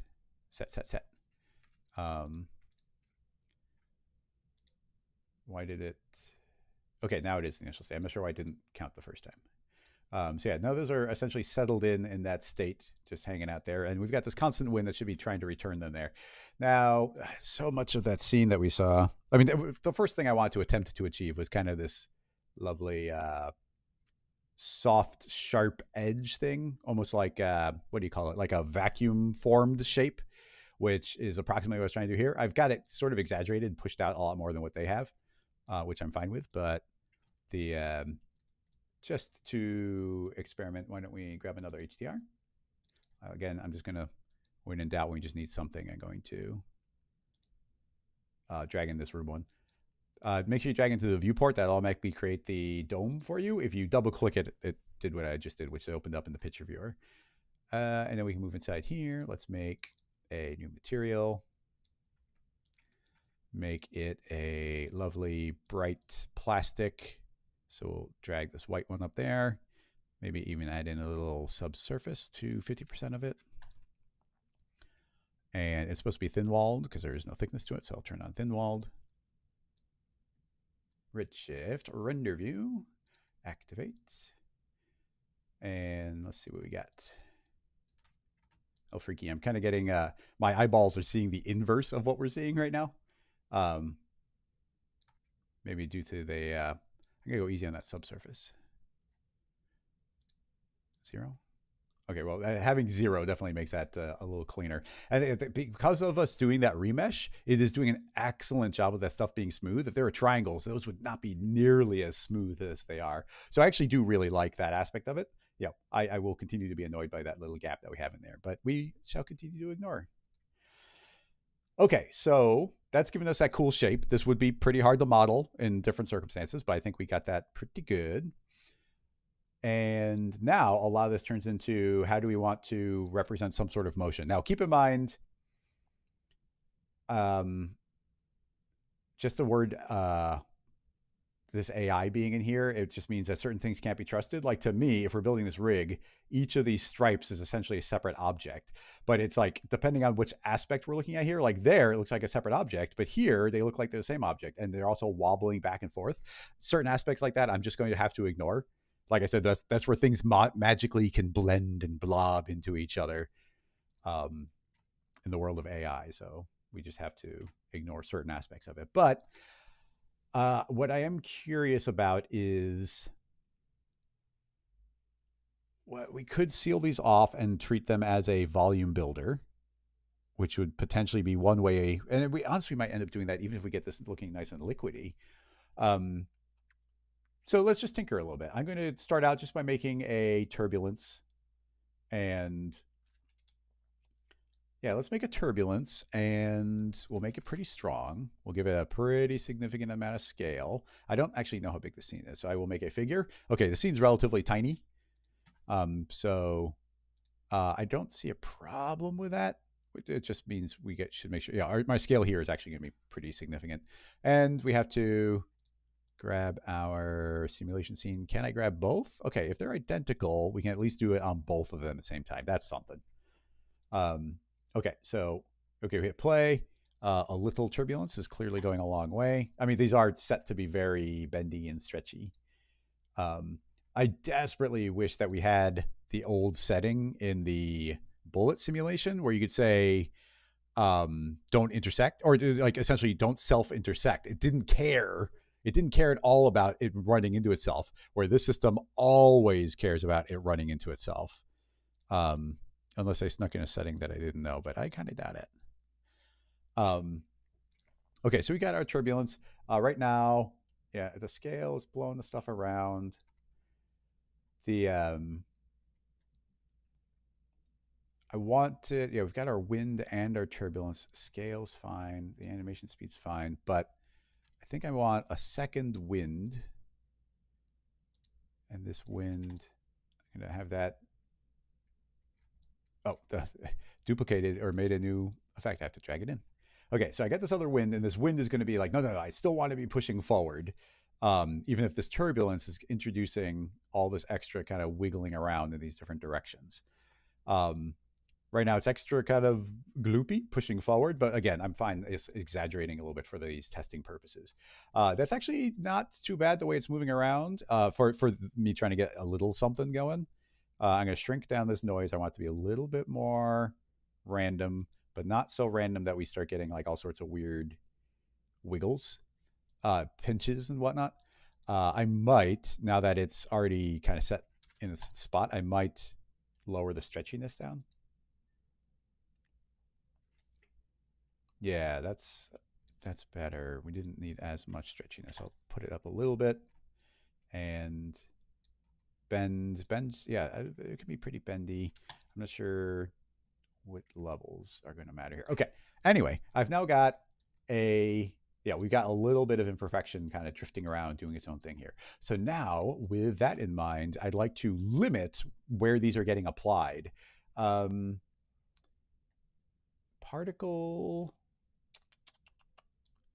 simulation, maybe? Do I want particles? We could make it with a cloner. Honestly, a cloner is a little more controllable.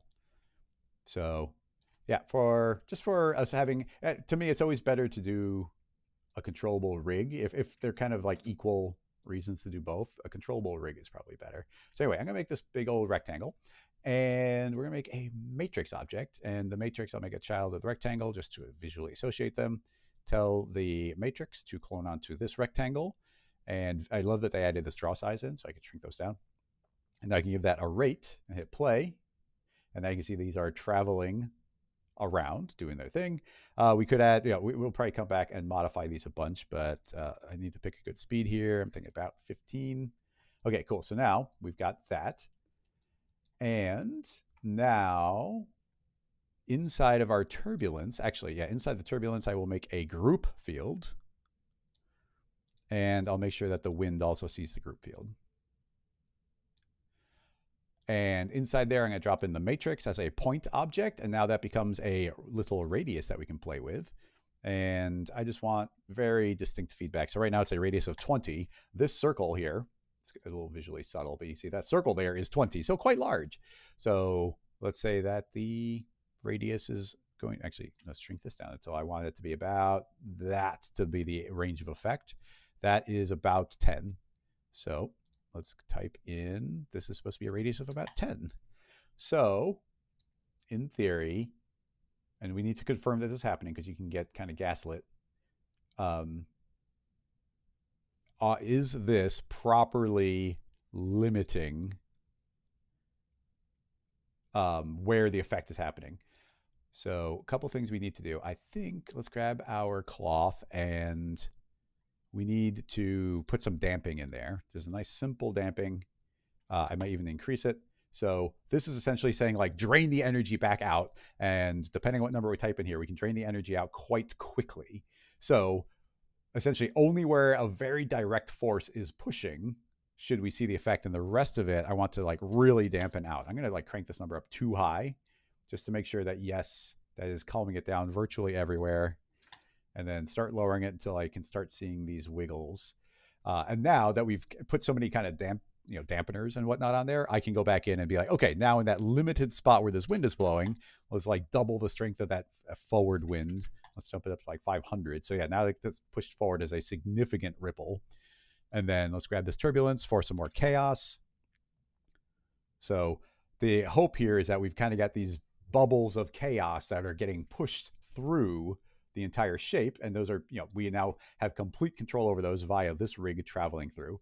And now we get mostly a push forward effect, but also some random turbulence, which will just add some chaos into it. And all these are separate controllable elements. So I could like increase my scale here. So the turbulence will be a little bit more uniform in the way that it's moving. Or, of course, we can move it way smaller. And I can see that we get tiny little disturbances kind of rippling all over the place. Now, the reason I built a lot of the rig this way is that, do you see that these movements are propagating through the rest of the shape? Like as one big part happens, it kind of oscillates and then the ripple kind of travels out from where it was. And we kind of, so we are essentially getting a little bit of a liquidy effect. Now, if we do hide this matrix, to what degree, okay, actually, at a glance, you better let's settle down. But now as these travel through, I feel like we are actually seeing sort of this top to bottom movement.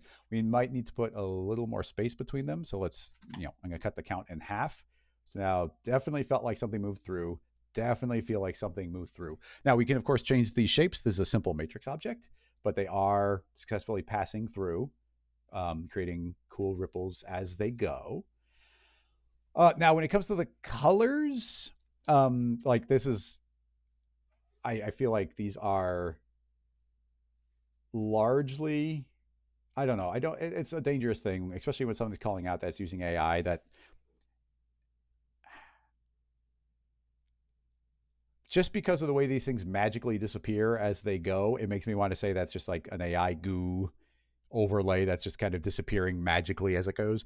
But it's possible that somebody made like a really complex liquid simulation and then intentionally had it like fade out as it goes to different places. Like all of those things are distinctly possible.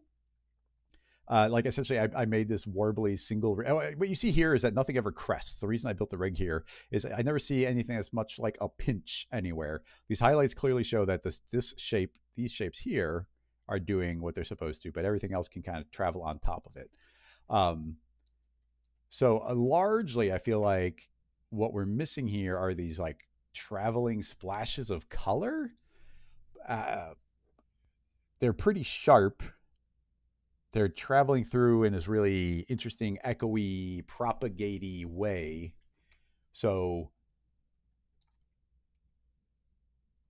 I don't have like as far as having that be something that's related to the way we're building this rig, it's super tricky. I mean, obviously we can pass gradients through it, and we could have the gradients evolve. We could do vertex color maps with a bunch of interesting noise overlays and masks, and even drop in um,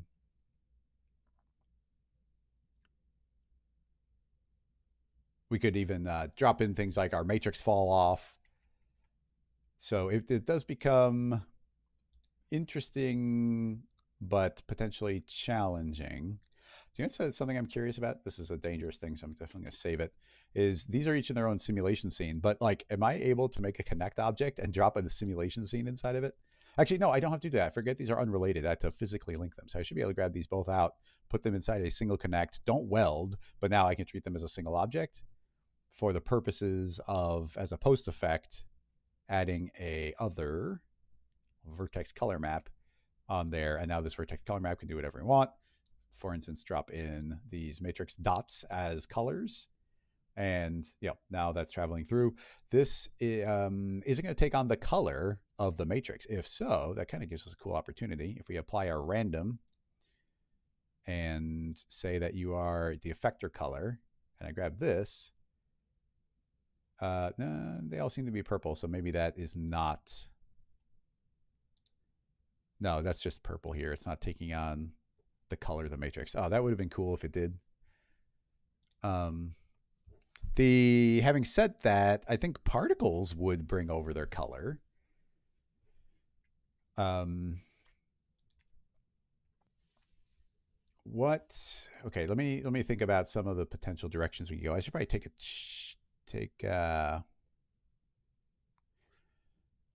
Magic is saying, Tavo says he does everything in C4D and he specializes working very well with color. Well, okay. I mean, that makes me happy if that's the case. I feel like that color is not being derived inside of C4D. I feel like there might be some sort of drippy animation that was done external, or I guess it could have been on C4D, rendered out and then re-overlaid on top of the animation.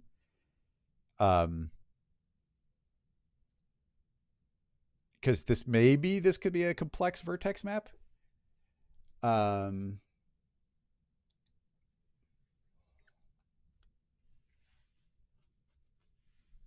Maybe.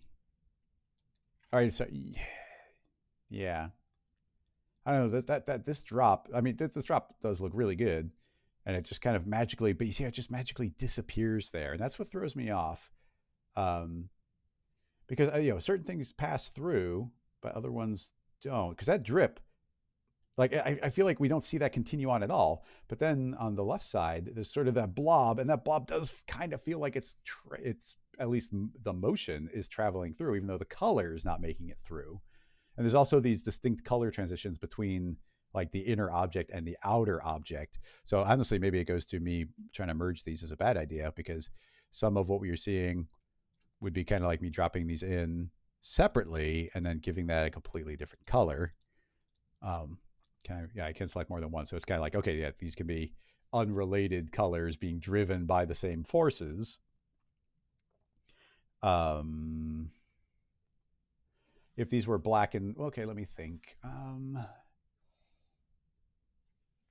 Those are passing through as those radius. Let's increase.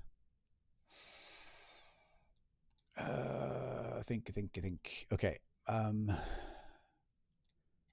This is going to be a pain because they had to be separated. I'm going to increase the radius of both. And then we're going to bring those in. Actually, can those be vertex maps? Just to work from the raw data. Let's experiment. Just because I don't have a good instant interpretation doesn't mean there aren't cool ways of doing it. Bink, bink, bink, bink, bink, bink. and pink. Okay, so those are two vertex maps doing their own thing as long as they each have their own unique name. Actually, let's say O for outer, I for inner. Okay, so we got two vertex maps. We can do whatever we want with them. Now we make a new, actually, we've got an existing material. We can bring in a vertex attribute node. And you know what? I'm going to work from the same one for now, and then we'll rename one of them as we go. So this, I think, just keys off the name. So this is now, in theory, dragging in a black and white color. I think vertex maps might,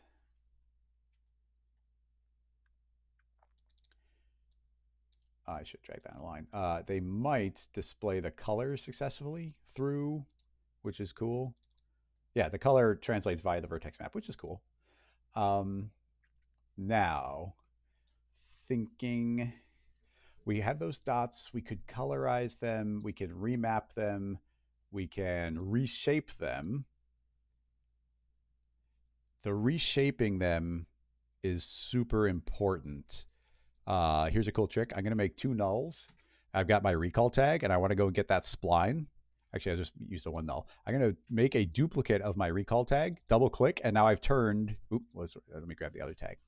I can turn this null into the object that used to be by double clicking. So now I've brought back the spline as that null.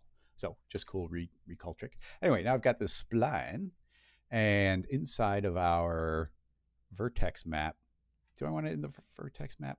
Probably. I can drag in my spline masks, my spline mask here, and drive it via, I mean, the along is cool, but let's do the radius. And, oh, I adapted the rotation of the null with a recall tag. That's fine. It's supposed to do that. I just forgot. And scooch. Okay, approximately correct. Okay, cool. So now this tag has a spline mask, and I can change the radius and have those overlay each other. So now there's like a relationship between the fall off of that shape and then that overlaid wave of noise. Yeah, okay, so that has now instantly shaped it a lot more. Yeah, anyway, it's kind of matching the shape. I want to see both at the same time, so I will put them back into a connect object.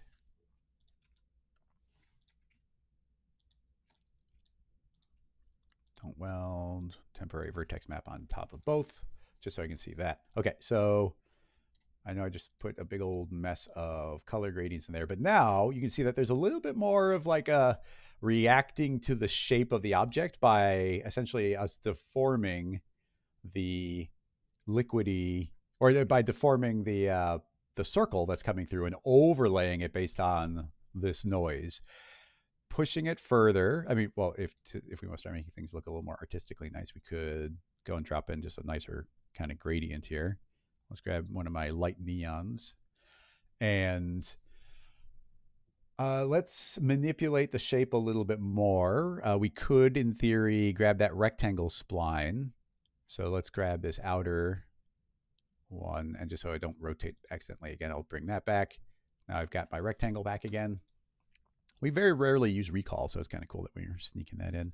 Okay, put this in. Spline mask overlay, it gets a little bit dangerous. I think the folder can be buggy, but I'm going to set the folder to be overlay, make a duplicate of my spline mask because it already has the settings I want, and now I'll sneak in my rectangle to replace it.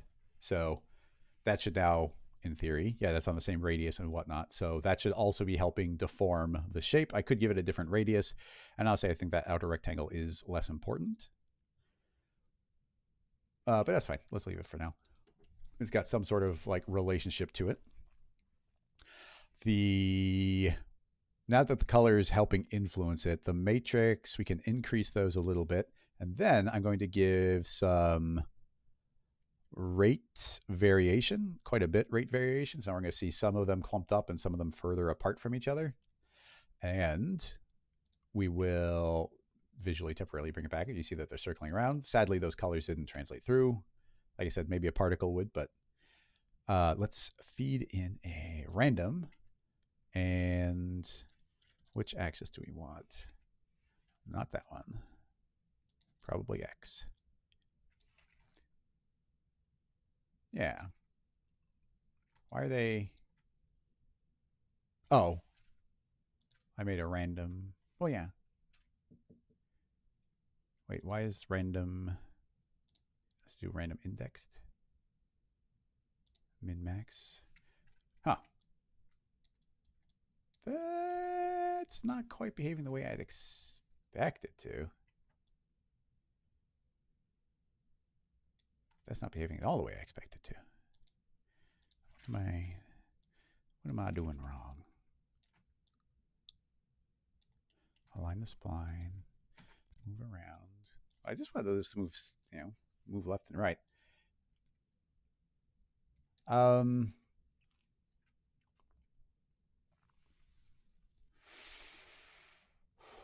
Let me think. Why? Okay. Am I crazy? Why? Yeah. Wait. I am deeply confused. If I randomly move them around, why are they popping? Effector. I mean, right now it's random. I guess I can make them noise based. Noise based with 0 animation speed. They're still passing through the cloud of noise. Let's make it indexed. It's not quite what I was expecting. They still pop. They're just traveling around. There's always the same number of them. I feel like I'm just missing something there. I don't think it strictly matters too much. Okay, so those are doing their thing. I was also in my vertex map going to make another overlay with a random. So this is just a random noise, which we can also overlay. Actually, I'm going to leave it normal for a moment until we pick a noise that we like the look of. What's a good kind of blobby one? That's too rough. We could lower the octaves. No, wait, there are no octaves when it comes to this mode. There is. Do we want chronal?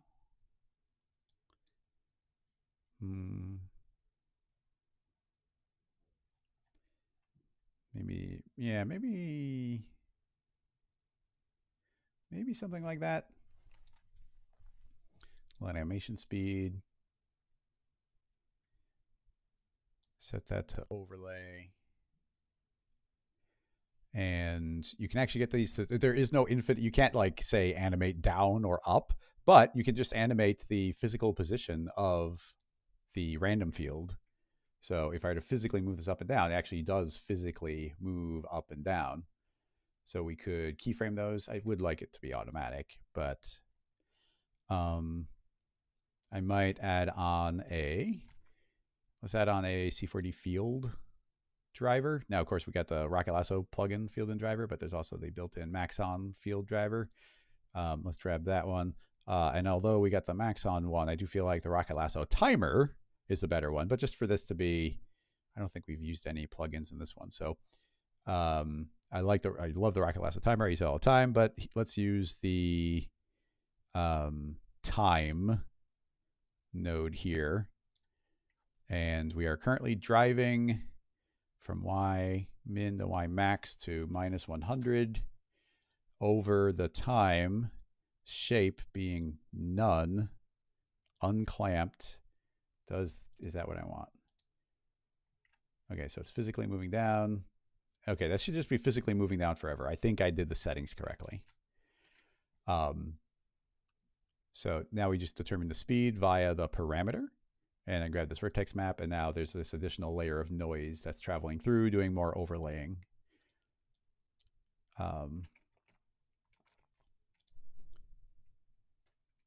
The overlays are maybe getting a little too strong at this point. Like we're pushing the colors into... We were just pushing them too far, I think. So I'm going to pull back on some of the percentages. Sort of. This one is pretty important. That's what's causing it to take on the shape of the object. Keep in mind that's only going to be doing anything if the excuse me, if the cube comes through. I don't like this noise. I might just drop it to something like a simple, just honestly a purlin noise, or as C4D likes to randomly do. Okay, it's calling it purlin. Sometimes it's called purlin at the top. Sometimes it's called purlin in the middle. Sometimes it's called noise in the middle. And you just never know which one it's going to be. Okay, cool. That's doing its thing. Now, moving into our text or our material here, I might do kind of like some sharp ramps on here where it's kind of like there's a sharp wall into that one. And I keep wanting more. Keep feeling like I want more of the influence of our spline.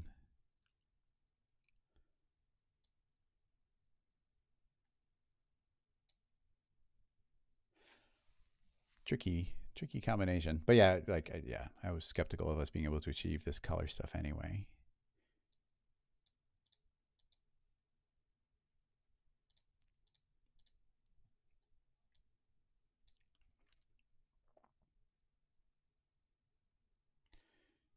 And also I think just making these so random, having those be more regular is probably a good idea.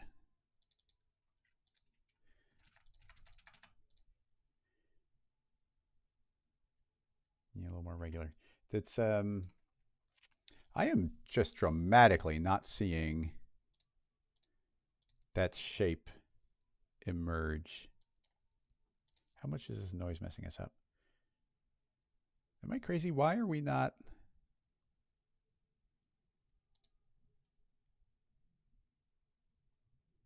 Oh. Okay, my mistake. You see I got the rectangle, but the rectangle is completely overriding the spline mask. So we could, there we go. Now we've got that back in there. So we can overlay, or we could max it, or we could min it. Okay, not min, probably overlay. And now this overlay doesn't need to be nearly as strong. We just need a proper mix of the two. Or maybe, okay, I want the full range, so increasing it's maybe helping.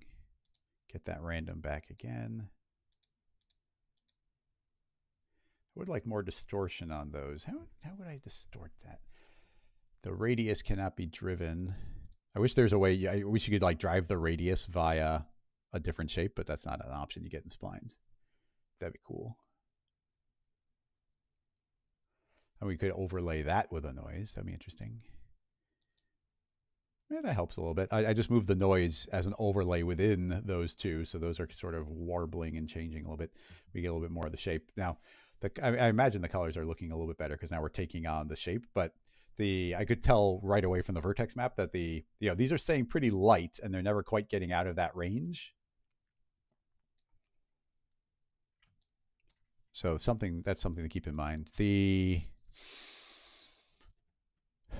What about the noise mapper? That could be interesting here. We don't use the noise remap very often, but there's something called the noise remap. And the noise remap is a way of, it's really hard to describe. It's like overlaying, it's not overlaying, it's remapping.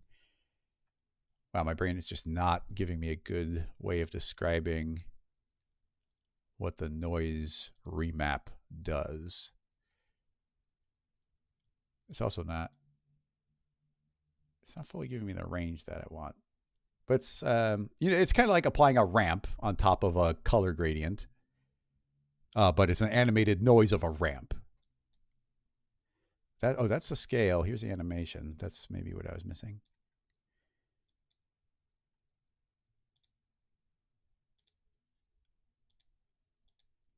Okay, that's a little bit more what I'm trying to go for.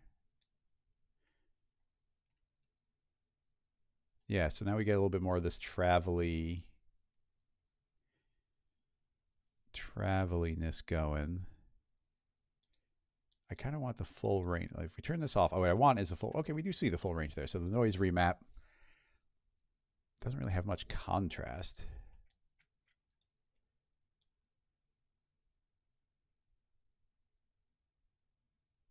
something kind of subtle. The animation speed.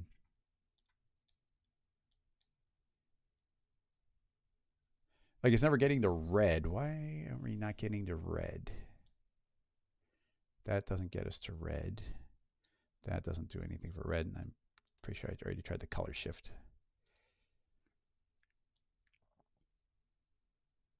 I could take this color overlay and then take that noise and then multiply it as a result, as the end result. That kind of stuff can get kind of crazy.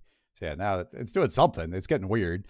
I feel like I'm in less control. But yeah, look at these really complex kind of like combinations, like as these things overlay on top of it. We could make different aspects of this dominate. Like I've overlaid those so many times that they are the dominant factor there. So we're not really feeling a lot of that kind of vertical movement down. But the color looks more liquidy than I thought we would get it. I'll say that. It's liquidy and reacting to the shape. That's an overlay. If I pull back on that, then we should feel a little bit more of, yeah, those dots falling down through. That is the original matrix object, which I might increase the radius of. No, we got to be careful with that. If we go too large, they just dominate. Yeah, they dominate very quickly. So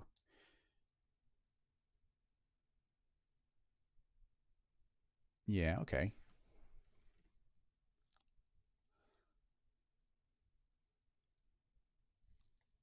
Noise. I do feel like we're still, yeah, or the current setup, we're not getting a lot of reds and whatnot. Anyway, this is fun, and I wouldn't mind exploring it some more, but I do feel like I'm running out of steam on this particular version of the question. I kind of want to throw in one of my more complex gradients here. And of course, like we're not getting to these dark areas, so we're just not going to see those. So potentially we could go into this vertex map. I'm sure there's better things I could be doing here. But if we just make a curve and we crush it down a little bit. Now I'm kind of insisting that some of these areas can potentially become darker. And then say that some of those lighter areas can be pretty light. That's going to give us a little bit more of a range. I can start pulling this in. I don't want to go too far. I almost don't want to lose those like all the way. But yeah, that's now moving through. So if we deselect, that's going to give us a little bit more. Actually, it's definitely not getting, it's not getting us up to the green. Where's the missing green? Curious. That's getting us most there. And that's where it's light. That's implying that the value's not getting up there. So we recurved it. We could also range map it. This is getting a little bit loosey-goosey here, but if I grab the max and start brightening that up even more, and deselect, okay, that's pushing us into the range where we can we start seeing it. I don't know how far we want to push that, but that's definitely making it hotter to the point where we can see those. So anyway, just throwing that out there. And then, yeah, so now, now at least we do have these like crazy colors going down. Now, the, actually, why, our wind is gone. Why aren't these blowing in the wind anymore?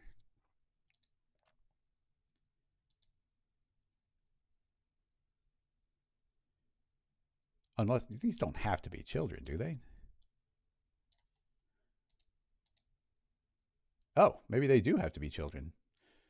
Okay, interesting. I didn't know that. Not a, I don't think that's a problem. We just apply this tag. We are going to have to be repeatedly. I guess I could feed one tag in the other. But anyway, now they're both going. They're doing their own thing. Oh, yeah. But then, so now, now that we've done that work and we've got this tag, now I would take one of the tags and change it a little bit somehow. Potentially just by changing this range a little bit. Maybe we just like pull the range down and down a little bit. So one color kind of gets to one. It's kind of like they're related to each other, but they can deviate from each other, if you follow. I don't go too far. Because it's like if one shape goes down, I want to kind of feel it pass through, but I also want to have the two shapes distinguished from each other. So yeah, actually, it's It's not amazing colors, but it's back to moving, which is good. And to get the colors passing through, those look all right. Like it's not bad. I mean, rendering it wouldn't even change too much. It looks pretty similar to what the final render would look like in the viewport. It's an interesting thing to explore.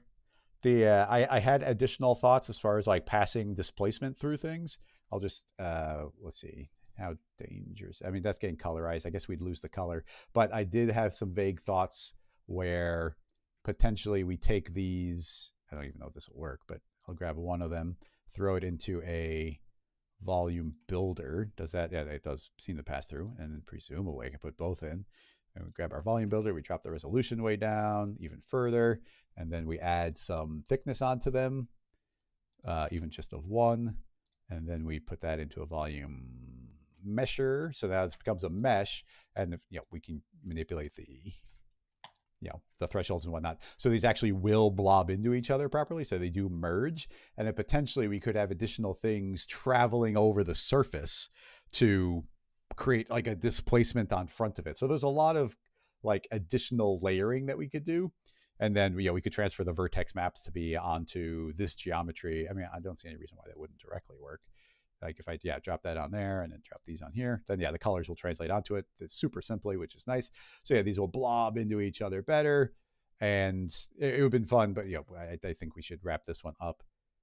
But we could have, and we're still getting pretty good playback. We could have had like things that looked distinctly more like drips potentially by having like splines pass down and be projected on there, and just have those push out as a displacement a little bit. Maybe even on the original geometry, you can get actually pretty sloppy on your simulations and your geometry if you're going to eventually feed into a volume builder. So just keep that in mind as like additional layers that could go to. There's a lot of combinations here and things that could be like fun in my mind. If we were to, I don't know if this will work, but I'm going to try and shrink this noise down and then make it very vertical. Is this rotated somehow so that vertical is not vertical? Oh yeah, it was. So here, if I make a tiny noise and then push up the scale, you can see that we start getting this verticality, like these stretched lines, which could also be cool. That would affect the overlays and whatnot. I mean, it's unlimited. This stuff just layers and layers and layers here.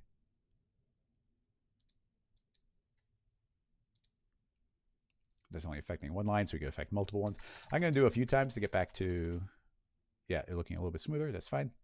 Blurb, blurb. And I will turn this off. They could be returned on if somebody wants to. Give that a save. Yeah. So interesting one, kind of crazy, a little confusing as to what we are looking at exactly, but I like those weird abstract ones. We can always potentially learn new things.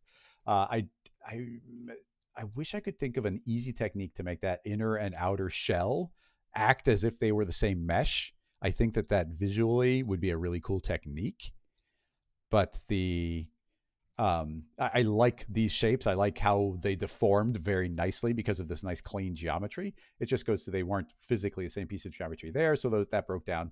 I was thinking that we could have merged them, deleted one layer, bridged between them, but ultimately that would still mess up the geometry to some extent. So I think we potentially get some limitations no matter what. Maybe we could have just made them more subdivided so they'd be matching better. But I dig that. And then most of the rig kind of did what I thought it would, but getting that really nice liquidy blob through the front, I think, I'd love to think of a technique to do that. That's not, potentially it's like, oh, maybe it is, we've got the simulation and we dump a bunch of liquid particles on top of it and let them travel through. But the way it's sort of seamlessly blended back in again just makes me think that that's not what we were looking at. It makes me think we were looking at texture or displacement overlay on top of it. But those get tricky to do. Now, if you are still here, I told everybody at the beginning that I have a plan that I want to start doing to wrap up all of my live streams. And that's essentially, I want to try and get a little tutorial recorded every time where I'm going to be talking about lots of cool C4D techniques, but it's going to be wrapped up in the context of like, oh, I want to teach you a little something about one of the Rocket Lasso plugins that you might not know about, because I need to make more videos. And also, I don't talk about like the capabilities of my own plugins often enough. So if you're still here in the live stream, we're going to have a little bonus section here, which is going to be me making a 3D tree from scratch using the branch modifier, which is a tool that we made for Maxon, and which you already have on your version of C4D. Regardless, it's like everybody has it. For a while, those were locked behind the Maxon 1 subscription, but now it's just if you have C4D. And then I'm going to combine that with voxel mesher. So we're going to treat this kind of like a tutorial, but I will be monitoring the chat, and I might take some questions from people to like tweak the things. And I did a little bit of a test run of this just because I don't want it to completely flop. But that is the current plan. If I didn't get to one of your questions today, then please hold on to it until next week. I will be live streaming next week again. And in general, I'll be live streaming every Wednesday for the foreseeable future. So just keep that in mind. I'm going to essentially do a fresh introduction as if this is a tutorial, but we're just going to plow on through. I do want to say thank you, everybody, for coming and hanging out and trying to tackle cool, complex, weird things inside of C4D. It's always fun. And I couldn't do it if you didn't come here and ask questions. And essentially, if there's nobody here to ask questions, then there would be no reason to do live streams anyway. So I think I'm ready to dive in. Let's see. Demi, you're saying, what was that trick we used for blending volume builder colors? Sorry, I'm not quite sure. I'm not quite sure what you're referencing. Oh, I think that was just using color vertex maps and putting multiple colors in so that they could get transferred on the surface. So essentially what I just did.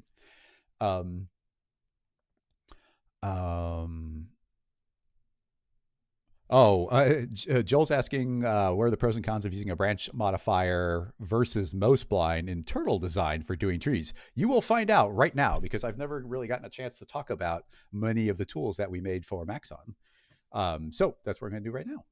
All right, everybody, I'm going to switch over to here. Actually, I'll just do this. How's the focus? It's all right.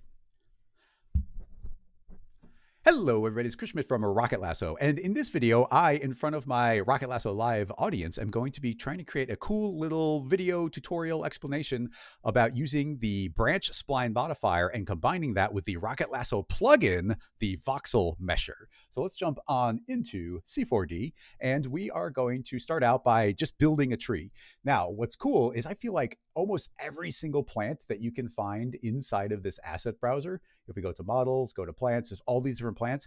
I think that we could virtually make every single one of these from scratch without all that much effort using the branch spline modifier. So to start out, why don't we start building that up?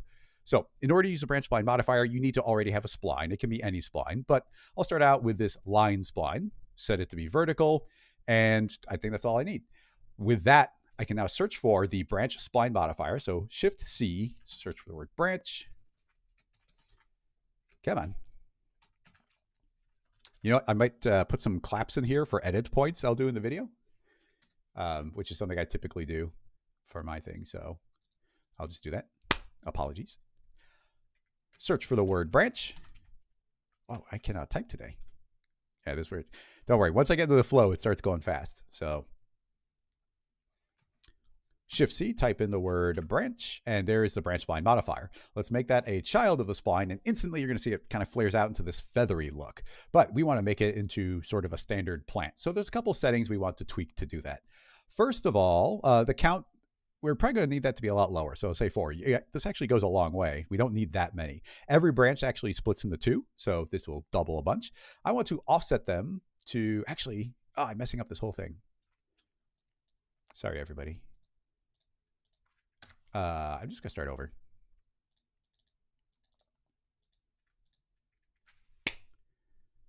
Any spline.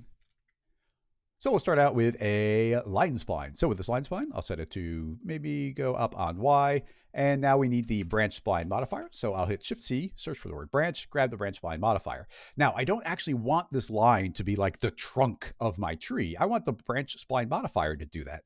So I'll rename this to be branch just to keep it organized.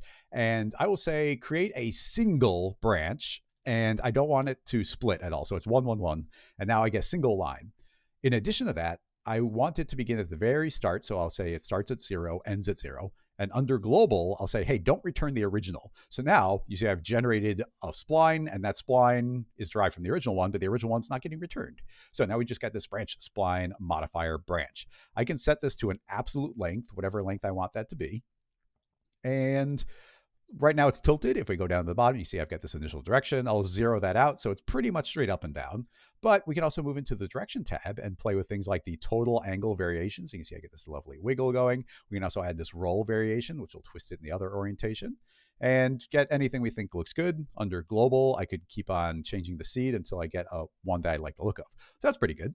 Now, let's make another branch spline modifier. I'll start from scratch and hit Shift-C, pulling up a second branch spline modifier, which, by the way, everybody should already have access to this inside of your C4D, regardless of your subscription. So making a second branch spline modifier, I pulled it from the start there because I didn't want those properties I changed. So now that we're here, let's drop the count down to something like 4. But every one of those 4 is splits into 2. We're branching twice. So you see I've got a couple of branches along the length. Let's go down to the bottom and say I don't want to place from the start all the way to the end. I'm going to pull these further up. So you see I'm actually clustering them up near the top. Instead of the length being absolute, I'm going to say it's relative to the trunk of the tree. And we'll say they're not as long. So I'll lower down the overall length. You could also add on some length variation if you were inclined to. I can make them really short or have them be even, but pretty even is going to be good for us right now. Next up, we have our angle offset. And right now, if we say 0, they're all going to be pretty much aligned with the trunk. But as I increase this, they're going to flare out. And that's unclamped, so you could go even further. So I want these to be pretty far out. We can add in a little random variation there. And also, right now, they're all kind of flat and in alignment. But if I grab this roll per step, we can start spinning them randomly based on what the previous one is doing. So I'll type in 137, which is pretty close to the Fibonacci number, so that they're all offset from each other and they kind of create a cool spiral. And under direction, let's add in some more of that random angle variation and see them get twisted around, and some more of that roll variation, just so you see those branches are a little bit alive. Also, let's play with this gravity. If I grab my gravity slider, I can drag it down. You see gravity will pull everything down. But right now, these are like the early branches of the tree, so I want them to go upward. So I can put a little bit of negative gravity just to make sure they're tending to go up, even though I added in all that randomness. So let's rename this one to trunk, and I'll rename this branch spline modifier to B1 just for branch 1. And now here's where things get cool. I'm going to take this one branch that I made and duplicate it again as another child, and you'll instantly see that our branches have branches. It gets more fun because now we can do it again. I'll make another copy, and now our branches have branches have branches. I'll rename this to B2 and B3. And now I can grab all 3 of them, which currently have identical settings, and play with all of them at the same time. Right now, I could say, you know what? I want all of them to be spread out more. So I could pinch them in or spread them out. You see, they fill out the entire space more. The second 2, they still have a positive gravity pulling upward. But I could say, no, these branches are starting to go, flare out, and gravity takes over more. So under my direction, I'll start giving these a negative gravity, and those can start pulling down a little bit. And a little bit goes a long way here. So I'll let those pull down. And now you see we've got a pretty good tree set up with just a couple copies of the branch spline modifier. And we have total control over all of these. Going back to, you saw that these were all set to relative length. If I go back to the trunk of the tree, if I shrink the trunk of the tree, you see the entire tree uniformly scales up and down because they're all relative to each other. A lot of control. Now, I'm going to turn this into some sort of geometry, and I'm going to use the Rocket Lasso voxel mesher to do that. But I want to control the thickness in a very nice, clean, controlled way. And to do that, we're actually going to need each of these layers of branches to be their own object. So you saw me make this really simple version of tree. And keep in mind, you can always do that. But I'm actually going to yank all of these out. And we're actually going to say, here's the trunk of the tree, but I would like an instance of that. So now I've made a separate object that looks like the trunk of the tree. But I can drop in branch 1, and now you see that gets branches on top of it. Very important, though, is under global, I'm going to say, do not keep the original. Right now, essentially, there's 2 trunks. I'm going to say, don't make 2 trunks. So I turn that off. So this becomes B1. So now I could, actually, what I do is I make an instance of the instance. So I'll say, okay, B1 now will spawn an instance of itself, and that instance will be called B2. Drop in B2, the branch spline modifier, also turn off keep original, and we'll do it a third time with a third instance, and we'll call this B3, modify that, and turn off keep original. So now that was a simple way of me exploding these each to be their own separate objects. And now you can see I've got trunk, I've got the first layer branches, second and third, but they are all still interlinked with each other. So I could grab just B1, go back to my directions, and say, no, you're way more twisty. And you see it all still updates in exactly the same way. Let's just give this a quick save just in case.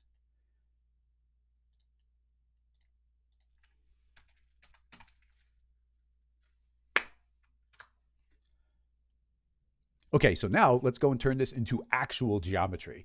I would like to do that using the Rocket Lasso voxel mesher. So we'll start out with the trunk of the tree. Let's rename that to trunk. So I will go into my extensions drop down, and while holding Alt, I will create a Rocket voxel mesher. Voxel mesher will become a parent of it. That's why I held down Alt. And you'll see nothing happens, but that's because the voxel mesher behaves almost exactly like the volume builder volume mesher workflow. So this voxel mesher needs a volume builder, but voxel mesher is smart enough to know that. So you see it automatically has a button to say, hey, you don't have one. Do you want to create one? I'll say, yes, I do. And now you can see we've created some voxels along the trunk of the tree. So already looking excellent. Now I would like to push that further. I would like to maybe shrink down our voxel size. I'm not sure how small I want to go. Let's say 2. That's maybe a little bit too detailed. So let's try maybe 3. 3's looking okay. Maybe we end up changing a little bit in the future. So here is the trunk of the tree as I'm currently feeding it in.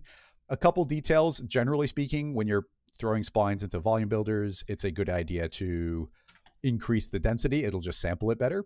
And then we've got the overall radius of the trunk, and I think maybe I'll set that to about 10. So that's the thickness of that. Now I left it extra thick here because I can now move down. Let me scoot this up. I can now move down to the spline, and I can reshape how this is falling off. And I can start pinching this down further so you can see it actually tapers down a little bit. I can push it further. Let's say it's a radius of 15. So now it's really fat down here in the bottom.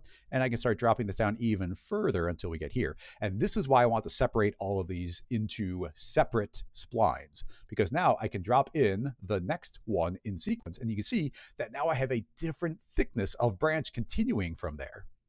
Moving inside my volume builder, a couple things we should do that are very important. On our branch 1, let's make sure we turn on scale per segment. Otherwise, it'll be one continuous thickness through the entire thing.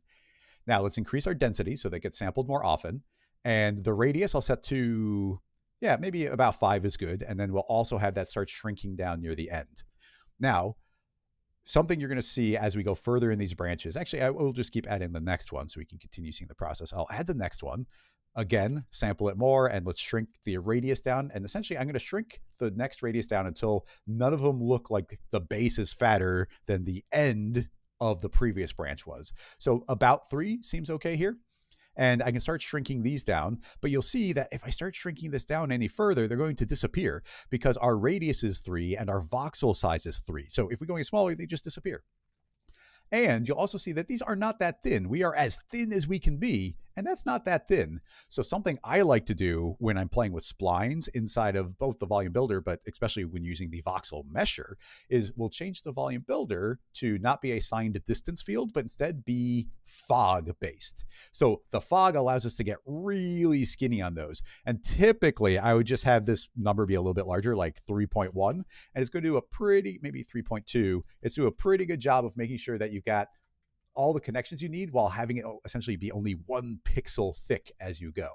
But we don't have enough resolution right now. So I'm going to go to my overall voxel size and drop this down to 2. So I've increased my resolution on everything. And now these branches are a little bit thicker. And now I can continue. So let's add in B3 for branch 3. And now this one I can drop all the way down to 2.1 perhaps. Let's make sure we add in a lot of density. I might even type in like 5. So it's really sampling that a lot. And now we can get these really skinny branches on the end. And you can see we are able to make the tree thinner and thinner and thinner as we go up near the top. Now, a couple of additional things we could do if we are so inclined. Oh, and I probably should have been dropping these in as children just to keep the hierarchy nice and clean.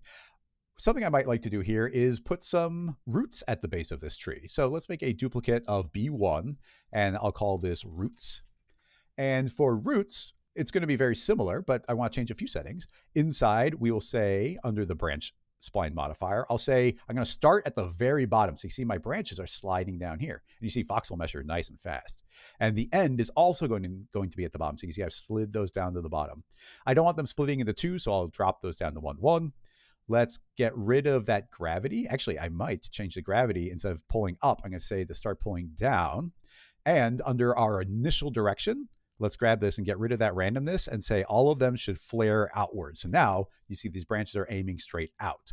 So back into our count, I can increase those and just make more roots if I'm so inclined. We can add enough gravity in to make sure that those are getting pulled downward. And keep in mind, tree roots go pretty far underground. So I can pull these down until it looks like they're doing the proper thing. We could add a little bit of, start and end. I can start pushing these near the end a little bit and have some of those push a little bit further up the trunk. And now these are fed into our volume builder. So there is our roots right there. We can rearrange it if we're so inclined. And I'll say that those are going to start out a little bit thicker. They're going to be sampled a little bit more, and we'll let the roots get skinnier as they get near the end. And also something we should be doing is turning on our scale per segment, which I might have forgotten to do here. And I forgot to do it in B3 as well. So now they all get skinnier per segment. Okay, cool. So now we've got some roots on our tree.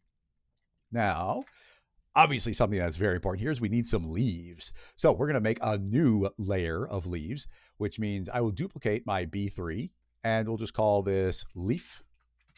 And leaf should reference B3. These are getting grown on that last set of branches. So I'll drag that inside of B3. And now essentially our branches have branches, have branches, have branches. And now we get these leaves as this final outer layer. Look at all these voxels that we get.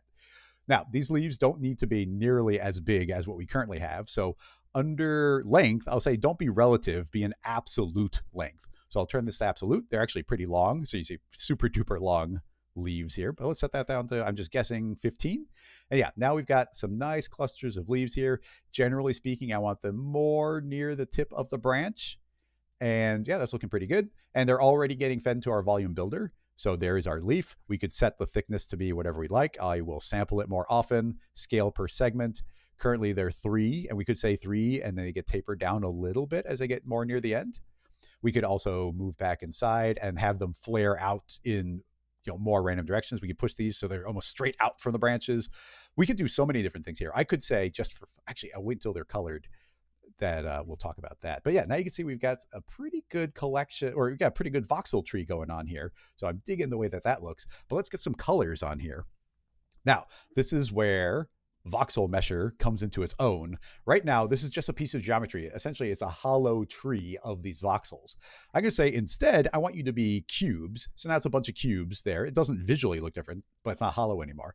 But now that we're in cube mode, we've got this handy button called Convert to Cloner. And what this does is automatically it's going to create a cloner for you. It's going to create a cube with the exact same dimensions. And our voxel measure has gone into point mode. So now we have a cloner set to multi-instance, cloning onto every single point of the tree. And that means now we're in the world of MoGraph and cloners. So with that in mind, we've now got this cloner.voxel, and it's got this cube inside. So now we can do things like start colorizing things. So I will make a plane effector. And this plane effector is currently pushing up. I'll say do not affect position, but it is affecting color. To start out with, I just want to color everything in a very simple way. So I think I might just make a basic spline. I'm going to say, okay, here is a line, and I'll say the line should be vertical. Let's actually view this from the side. or I'm sorry, from start and have it be on Y, so it's vertical. Scale this up, and you see I've got that spline right there, and I'm scaling this up until it's right around there. I'm just going to have this spline be a fall off, and I'll just apply a gradient to that fall off. So let's rename this to line dot color, back to 3D. Inside of my plane effector, which I'll rename to plane dot color, good to be organized, I will drop the line as a child just to be a visual reminder. And inside my color, under fields, let's drop in the line color as a spline object. Instantly, we're going to get kind of a cool gradient. I'm going to say, no, not a gradient. Instead, I would like this to be a radius. So now we need to dramatically increase this radius. But now you see, as I increase this radius, it's kind of like things near the center are, in this case, purple, and things more near the edge are fading off to white. If I move into my color remap, you'll see they're turning purple because it's saying, hey, make the color purple. C4D randomly assigns a color here. And white was the original color. So it's adding purple onto what was just white in the beginning. But what's cool is we can say, hey, color mode should be gradient, and now we get complete control over all of the colors. Now keep in mind, I'm just worried about the brown and gray of the trunk right now. So with that in mind, I can go to my presets and I can go find some nice colors. I've actually got a lot of custom gradients that I've made for myself. So actually here's a bunch of different colors of wood that I have, so I can make that, and these become the colors of the wood, but I don't need them to be so extreme. So I'll just kind of keep the ones that I'd like the look of. So maybe something kind of like that. Maybe I'll even pull this out so the center is going to be lighter colored and they get a little bit darker as they go out. And yeah, that's fine. This is fine for me for getting a little bit of color going. We don't need it to be sampling the linear numbers here. Now let's add some random variation on top of these voxels, and keep in mind like how quick this is running here. And all of these are individual clones.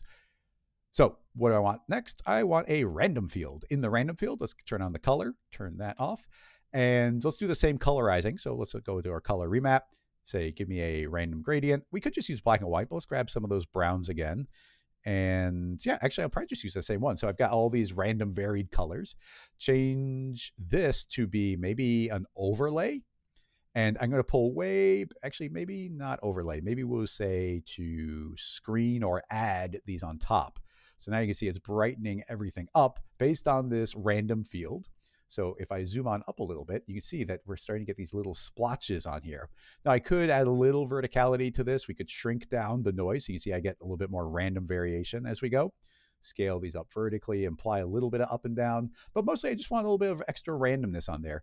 We could also, because we can mix and match almost like anything you could inside of Photoshop, we could set that to normal and just blend between these different gradients here.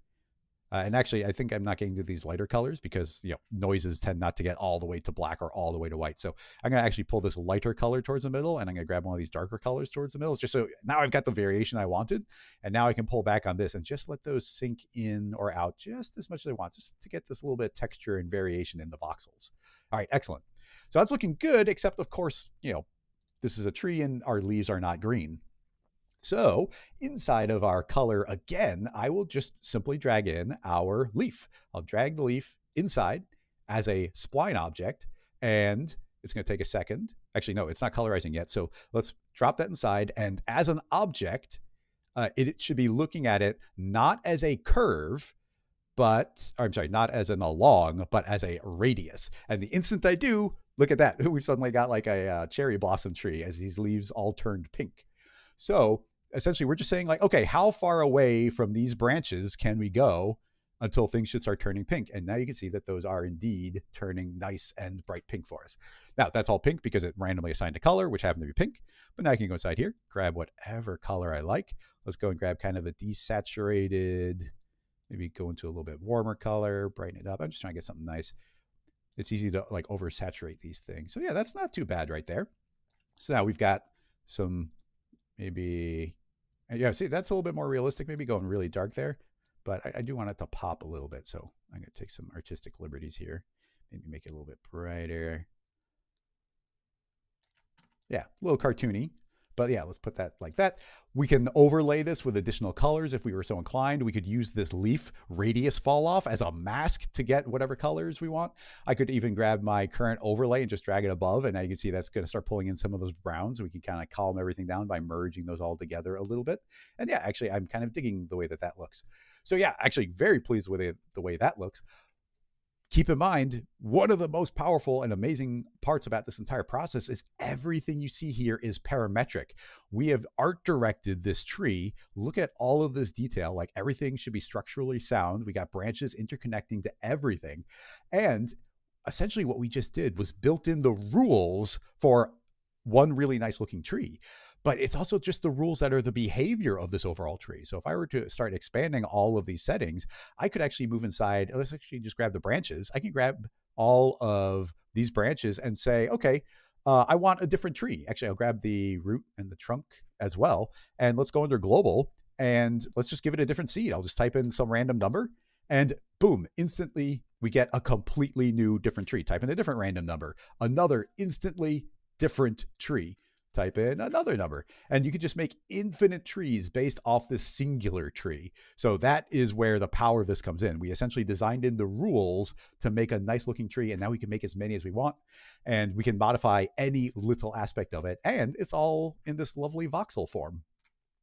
Pushing things a little bit more just to show you all the variation you can get. Moving into these leaves, let's say, okay, I want to turn this into a willow tree. Let's grab the leaf. I guess I'll just call that L1. And inside the leaf, let's say that they are going to be way longer. So I'll say, okay, these branches are now longer. Let's go even longer still. And you see all of them are green because they're still, that leaf spline is being referenced inside of the colors for our cloner here. But now let's go into gravity under direction, and I'll start cranking this up. And as I increase the gravity, you see all these are going to start bending down with gravity, and boom, instant willow tree based off the exact same rig. So simple, so quick, so easy to modify, and very, very fun. I will return this back to something reasonable because I actually don't want a willow tree right now. Drop those back down again. And even here, like I could spread these branches out. I could say, okay, the branches should scoot back further. I want there to be more branches. I want there to be fewer branches, longer, fatter, like so many different combinations, instantly making this look however you want. And yes, right now I'm using my voxel mesher, the Rocket Lasso plugin, but you could be doing this with sweeps. You could be doing it just as splines. You could be doing it with a regular volume builder, volume mesher workflow. And you could still be doing pretty much all these same things. So, just to complete this, why don't we make a nice little landscape for this to live on? So I will make a landscape object here. Let's go and make that double the size, and we can even make it a little bit taller. Let's grab a different random seed so it's not just literally the one out of the box. Scoot this up and try and position this nicely under the tree, just so that some of the roots are kind of poking out a little bit. Okay, looking pretty good. And then why don't we throw this into another voxel mesher? So I will give that a quick save, and let's just duplicate the existing rig that we have. I do want it to be separate, so I'll create that as a duplicate, select all the children, delete them out, and now I'll just drop my landscape into this volume builder, and right away you don't see anything inside of the shape. It's like, well, why aren't we seeing anything? Well, first of all, we're in fog, so let's set it to signed distance field, and then the landscape is infinitely thin right now. We need to give it some thickness. So we can create a dilate and erode, which is essentially inflate and deflate. So if I create that, give that a second to calculate. Did I do something wrong? I feel like I should be seeing that right now. That might be an edit point right there, everybody.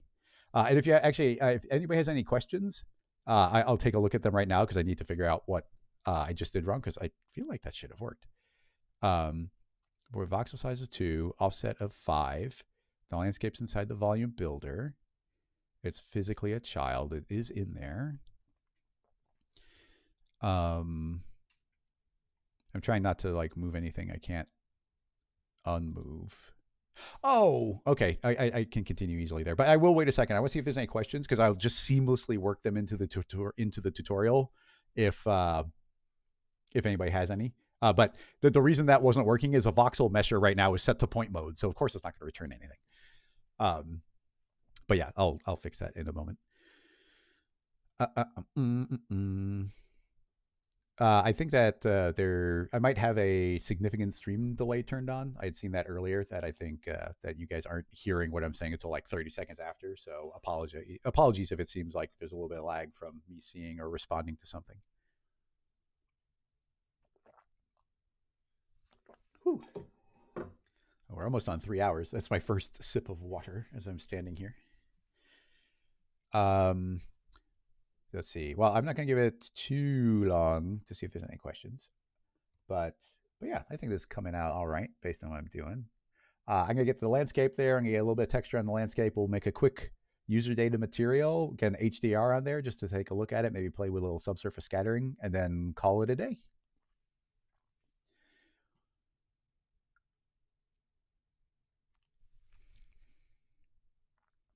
Okay, I'm going to do a little clap.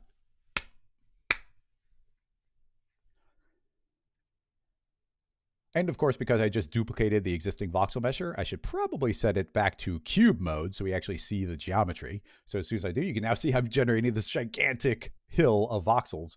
But what's cool is if I scroll underneath it, you can see that this is just a thin shell of them.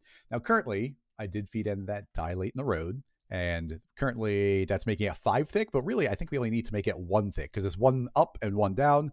Our voxel size is 2, so we don't need to make all those extra unnecessary voxels, and there they are. The exact same thing that we did with our tree. The exact same thing that we just did with our tree, which why don't we rename this to tree, we can do with the landscape. And that is, let's explode it to being a cloner. So I'll say convert the cloner. Now I've got a point cloud and a cloner that's cloning onto it. So with this cloner selected, sorry, lost my train of thought. With this cloner selected, let's go ahead and colorize it pretty much in the exact same way. I will create a new plane effector. Don't push up into the air. Instead, we use field color. We'll just apply a big old giant random field here of noise.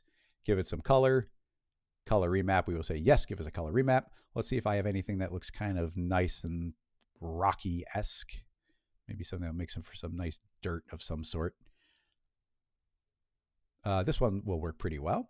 And change our noise type to something that we like the look of, maybe a Naki. We will scale that way up. And actually, I'm going to scale that way up and then maybe shrink down the vertical height. So they start, you can see that we can start layering them individually, which actually looks pretty cool. So yeah, I will do that. And why don't we duplicate that random field a second time, make sure it's also fed inside. And this one, I'll do a little bit of that color overlay. So this time, let's not do that kind of crazy scaling on it. Go back to a little bit more of this uniform-esque color. And I will say to add or screen on top of the previous one. And we just have that be a little bit brighter on top of it. There we go. Just a little bit of landscape to layer everything else. Visually hide those random fields. And why don't we pop in a lovely HDR for ourselves? So inside of my asset browser, I will move into HDRs, into my exterior, and let's grab a nice bright one. I think that's a nice bright one. And don't double click like I just did. You should actually take that and drag it into your viewport.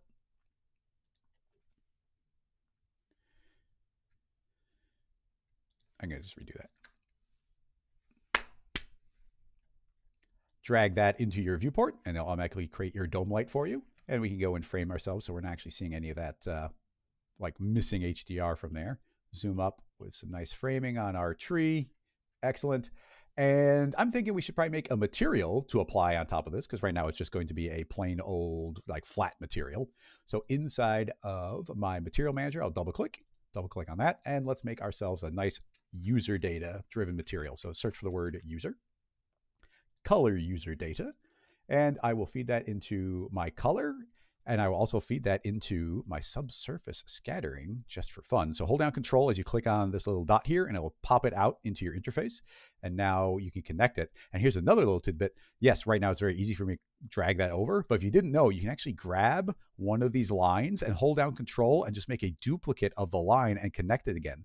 So let's say that this node was something that's like super duper far away. And you're like, I know that the color is what I want to put to my subsurface. Hold down Control and it makes a duplicate. That's actually a suggestion that got added in because Rocket Lasso asked for it. Having done that, let's go to our color user data and say, give me the display color of the object. You can also say your MoGraph color, but this works just as well.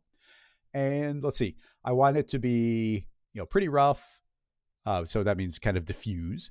And let's make it, actually, I'll leave it decently shiny there. And immediately, let's just say 50% subsurface scattering. Apply this material to both of our cloners, actually. That's where the actual cubes are living.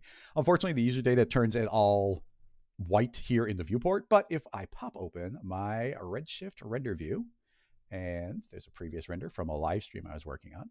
Let's hit play on that one and let that process. And there you go. We've got a lovely tree all colorized here, and the hill taking on the colors of the object underneath. Super duper fun. And one more thing I want to mention that is also very fun is we are just cloning a bunch of cubes right now. You see all of them are just straight up cubes, but it's a cloner. We can do whatever we like. So inside of the tree cloner, I can select the cube and I can swap out any object that I want. But right now, let's just add on some rounding. And right now the rounding is so heavy, it just looks like a sphere. And now look, tree of spheres instead, still in the form of that voxel, this cloud of voxels. But in this case, I'm going to say I just want a nice little sharp edge that's maybe 0.2. Yeah, so nice sharp edge, and I'll even just delete off that Phong tag so we get those nice sharp edges on there. Then duplicate that same cube into the landscape one, just because I like having something to catch the highlights. Undo my current view by hitting Control-Shift-Z. And now I pop back to this point of view. And now you see we'll get those little highlights catching on there. And then, again, keep in mind, this is a cloner. So I can zoom in on my landscape here. And let's select that one and add in maybe a little random effector. And the random effector will explode the cubes out, which, depending on what you're doing, this could make for some really cool simulations or animations for just MoGraph stuff, exploding things around. But in this case, I could say, hey, it's supposed to be ground. I want some imperfections. So under parameter, yes, I'll have the move, but just a little bit, like 111. Actually, even 111 is quite a bit in this case. So I'll say 0.1, 0.1, 0.1. We can grab some random rotation and say, hey, up to 5 degrees. These will just spin a little bit, little bits of imperfection. Let's take a look at what that looks like. And yeah, just imperfections there on the ground. Not pushing it so far that it stops looking like a voxel cloud, a big old voxel mesh, but enough that, you get those imperfections. And then, if you wanted to push it, we could even go into scale. This is a little bit like the Minecraft movie, not keeping the blocks the same size, but we could start adding in, let's do like 0.5 variation on that. And now we can get bigger and smaller blocks. Probably should say absolute so they only get bigger, and now we can get some bigger and smaller ones. Again, adding more variation into what the ground looks like. Okay, having done that, let's jump back to that zoomed out point of view. See our overall tree here, looking all nice. And, entirely parametric. Do anything we want, grow anything we want. That is the branch spline modifier, which again was made by Rocket Lasso, and everybody should have in their computer. I think it's crazy powerful, and you should definitely be playing around with it. And then the Rocket Lasso plugin, which you can find on our website, the Rocket Lasso voxel mesher, which I think is super fun and opens up all sorts of creative opportunities for you. So I think that will wrap this one up. Thank you so much for watching, and I'll see you in another video soon. Bye-bye, everybody. Whew. Okay. I could potentially sneak another little tidbit in there if somebody ends up having a question. I'm just trying to scroll through the chat. Anyway, who's asking about the, yeah, Joel, are you still here? Yeah. Do you see the difference between most spline and the branch spline modifier? The ability to, like make one tree and have it become infinity trees and have individual control of each aspect. I mean, I imagine some of that you could do with the most spline. But I just feel like the branch spline modifier, in spite of kind of how many parameters are in there, like it's kind of an elegant tool. Like it's got everything that it needs and nothing that it doesn't need. And honestly, everybody here, go bug Maxon. I would love for Rocket Lasso to be hired to make improvements to the branch spline modifier, because I would love to go in and make it be able to do things like avoid other branches and make it collide with geometry, like where it can actually like be wrapping around a sphere type of thing. Like those are things that we could do, but they're not built in to the tool right now. And so often I would love that to be there. But yeah, just for fun, I'm going to grab a bunch of these branches here and let's put in some more random seeds just to be like, okay, there's a tree, and then boop, click it, refreshes. And of course, this is that new machine, but you can instantly see it's like, okay, boom, instantly lovely new trees getting generated over and over again. Every single seed, a completely new tree. And I didn't get into it. I don't hit every detail in these videos. But it's like, that is right now this single trunk. But if this could, I guess it would mess up some things. I'm trying to think of an easy way of doing it. Actually, this might be a way of doing it. If I make that editable and, oh, interesting. That made, let me pull out the trunk make it editable, put this back in. Okay, so if I go into my spline tool, I don't know where this will put it, but if I just say, okay, this is now going to make branches on every single segment of the trunk. So if this works, I don't know if it will. If I go and I draw a point right there, and it might need to be a segment, so I'm going to click to do that and then hit escape. Let's see.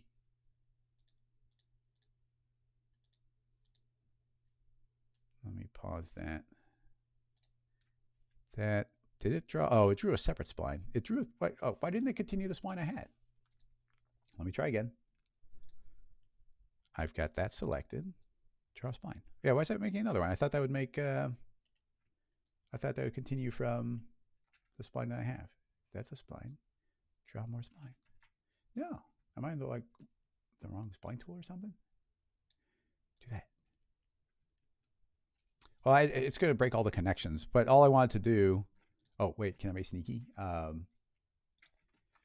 Did they fix the knife tool? The knife tool had a major bug in it. I'm just going to do a cut and a cut. This should be really simple, but it would break some of the rig, so I'm trying to keep it simple. I'm going to select this point. I'm going to break the segment. Okay, and I should probably turn that off. Select the segment. So anyway, it goes to the if you put multiple segments in as your base spline, it'll actually generate an entire tree from every segment. So I just grew another tree behaving on the same rules, but again, it's going to be essentially a completely different tree. So it's going to be like different branches, different leanings. Right now they look vaguely similar, but they are not. I can just grab all these and do a different seed, and you'll see, yeah, two completely different trees all spawning from this one. So I've done it in the past where you can just make that be a cloner, and then the trunk is modifying the cloner of branches. You can clone as many trees as you want everywhere. So yeah, there you can essentially make an entire forest of these really quickly. And everything, because I didn't break that one, I didn't break the colors or where the stuff is coming from. So that just became an entire duplicate rig. And we should just be able to reactivate the renderer and let that go. And yeah, boom, two trees. Let me check the chat. No one. I see you.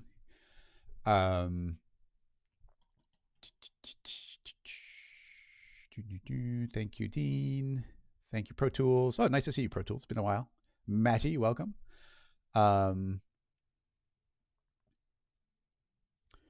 Checking, just seeing if there's anything else to add or modify.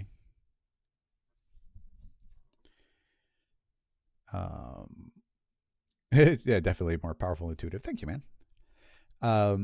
Would you use field? Unfortunately, Joel, you cannot really use fields inside of scene nodes. Like scene nodes does not see fields at all. It's just a thing. There's technically a hacky way you can do it because scene nodes has the potential to see vertex maps. So if you drive fields inside of a vertex map, that data can go inside, and that can work. And it's completely unnecessary to talk about it, but you'll actually see that these, the branch spline modifier is actually generating vertex maps. And one of these vertex maps is merely storing data about like how far along the spline it is. And then the next iteration of it knows how to read that spline and continue from it. That's the only reason why it's not continuously like duplicating all the previous branches. Which I think is pretty clever. And then also there's like really cool animation techniques you could do. Where you're like using the pulse spline modifier that's smart enough to read the same vertex map setup that we built. So you can actually like draw on or erase a tree with a single slider. Let's see. Well, actually, here's an important question for everybody. Do you like the idea of me doing these little kind of like live tutorials at the end where I'm trying to do it like these cool little setups, something I don't have to super beat myself up on. We can be a little bit weird and creative and be like, oh, here's using Slicer and this other thing. And yeah, I am using one of my plugins, but honestly, we need to sell more plugins if we want like Rocket Lasso to thrive. So, I know I hate talking about my own plugins, but I have to do it more. But I'm also trying to put in like as many extra little tidbits and extra bits of information that people can use like all over the place. But do you like the idea of this format of sneaking these types of things in at the end? And that essentially means I'll be able to make a tutorial a week, which would be pretty cool. Um, okay, cool. Well, I mean, at least some positive notes on that, which I appreciate. Squishy, I appreciate it. Yeah, well, back in the day, in the early days of Rocket Lasso, which, by the way, if you want, you can support on Patreon. Especially, I'm going to try and do these extra tutorials. They do eat up a lot of time, but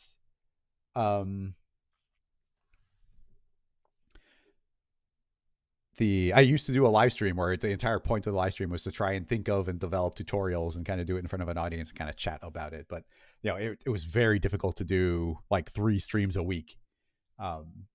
I've streamlined the workflow these days, but it still takes a while to go and do the notation and uploads and posting on Patreon and all that. But yeah, anyway, that was pretty fun. I'm very excited about this. I'm working on like a little animation to be like the little transition into this, where it's like Rocket Lasso, like plugin tips. Yeah, it's been cool. I've been making I've been redesigning all of our plugin logos as like neon signs. It's actually been pretty fun trying to make them kind of look photorealistic a little bit. Joel, good question. I do not actively have plans for any guests, but it is always fun, and it's not terribly hard to get a guest on there. It is funny how intimidated people get, where they think that they're going to be on the spot, but it goes to like everybody here knows that we're just like making this up and trying to figure it out as we go live together. So like it's supposed to be very little pressure, and it goes to, because I've been doing this for so long, doing the live streams, that it's like some of them work, some of them fail, but if there's a guest on, it's like they don't need to be worried if something's not working, because I can always like step in and steer it, or we can make sure we're tackling ones that are doable. But yeah, definitely check out Branch Spline Modifier. I mean, there's a huge collection of tools, and we will be tackling more of them as we do these streams. It'd actually be kind of fun because it also shows off tools Rocket Lasso made, but more of the capsules we made for Maxon and things like the electric spline modifier. So, I love the electric spline modifier. So maybe next week I'll try and think of something using one of our tools in the electric spline modifier, because this one might be my favorite of the tools we made, just because of how simple it is and the things it allows you to do. And yeah, super fun. But yeah, there's a whole collection of the Rocket Lasso tools that you got to check out. I mean, even here, Maxon put them right into the interface. They used to have them locked away behind the Maxon One subscription. But now you can see branch spline, brake spline, catenary spline, electric spline, pulse spline, dash spline modifier. All of those are things that Rocket Lasso made from scene nodes. There's also the partition modifier, which is also very cool. And more. And we didn't get a chance to talk about any of it this time, but there's all the new distribution types. So inside of the cloner, if you go under advanced, so right now you see we've got these 5 different types, these 5 different modes, but now you can design new modes yourself using the nodes. So if I go under advanced, you click browse, you can see that there are there's new different distributions in here. So we designed the stack distribution and the smart hex distribution and the cannonball distribution. Let me show you that one. So make a cannonball distribution, and we will just make a sphere here, and look, a stack of cannonballs instantly. So that's something that we designed. So it's got the interface and all the colors and the settings, and we made 4 different types here, so you can actually make kind of this diamond shape, which is still like properly interconnecting them. And then we also have like the grid-based pyramid. So we have a triangle one and a grid one. So yeah, just entirely new cloner types. I don't think most people even know that these exist, and these are things that we designed. Yeah, super duper exciting. So, but anyway, like I said, I'm going to be speaking at NAB, and I'm going to be spending all of my NAB stuff talking about all these distributions we're making. And I'm hoping that one of my segments can be how you can make your own distribution. Like, it'll be a simple one, but you'll be able to make your own. Yeah.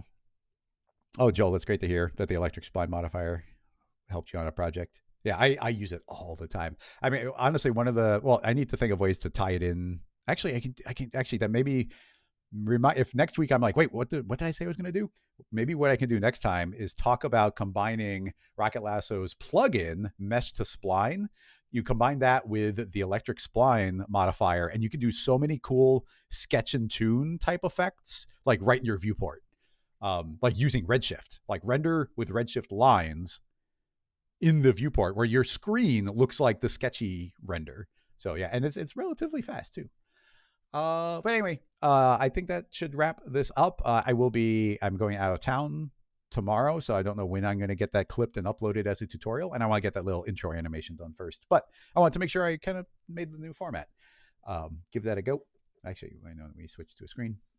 I want to give the new format a go since it was kind of an idea I had like 4 days ago. Where it's like, hey, that would be a cool thing to do.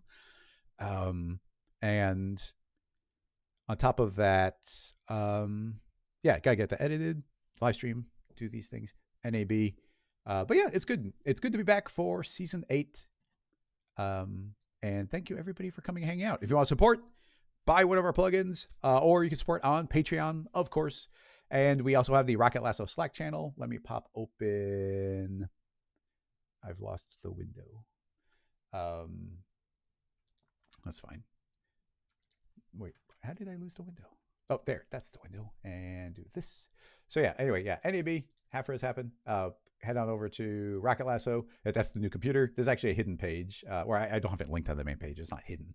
But anyway, you can head on over to Community. And I will drop a link in here. You can hit the community and you can say, join the Rocket Lasso Slack channel. Say, sign me up. And you can just join the Slack channel, continue the conversation, talk with other like-minded, cool, creative people. It is a good time. There's a link to do that. And of course, on the same page, you scroll down and buy us a cup of coffee. Check out the newsletter. Support us on Patreon. Get access to the scene files. All the scene files I made today will be available. Actually, I'll make sure to save this tree as well. So I'll also make this tree available as a Patreon file. I might have to undo a few times to get rid of that extra tree. But anyway, this was super fun. Glad to be back. Thank you, everybody, for hanging out. And I will see you in the next live stream in 1 week. Bye-bye, everybody. Have a good one.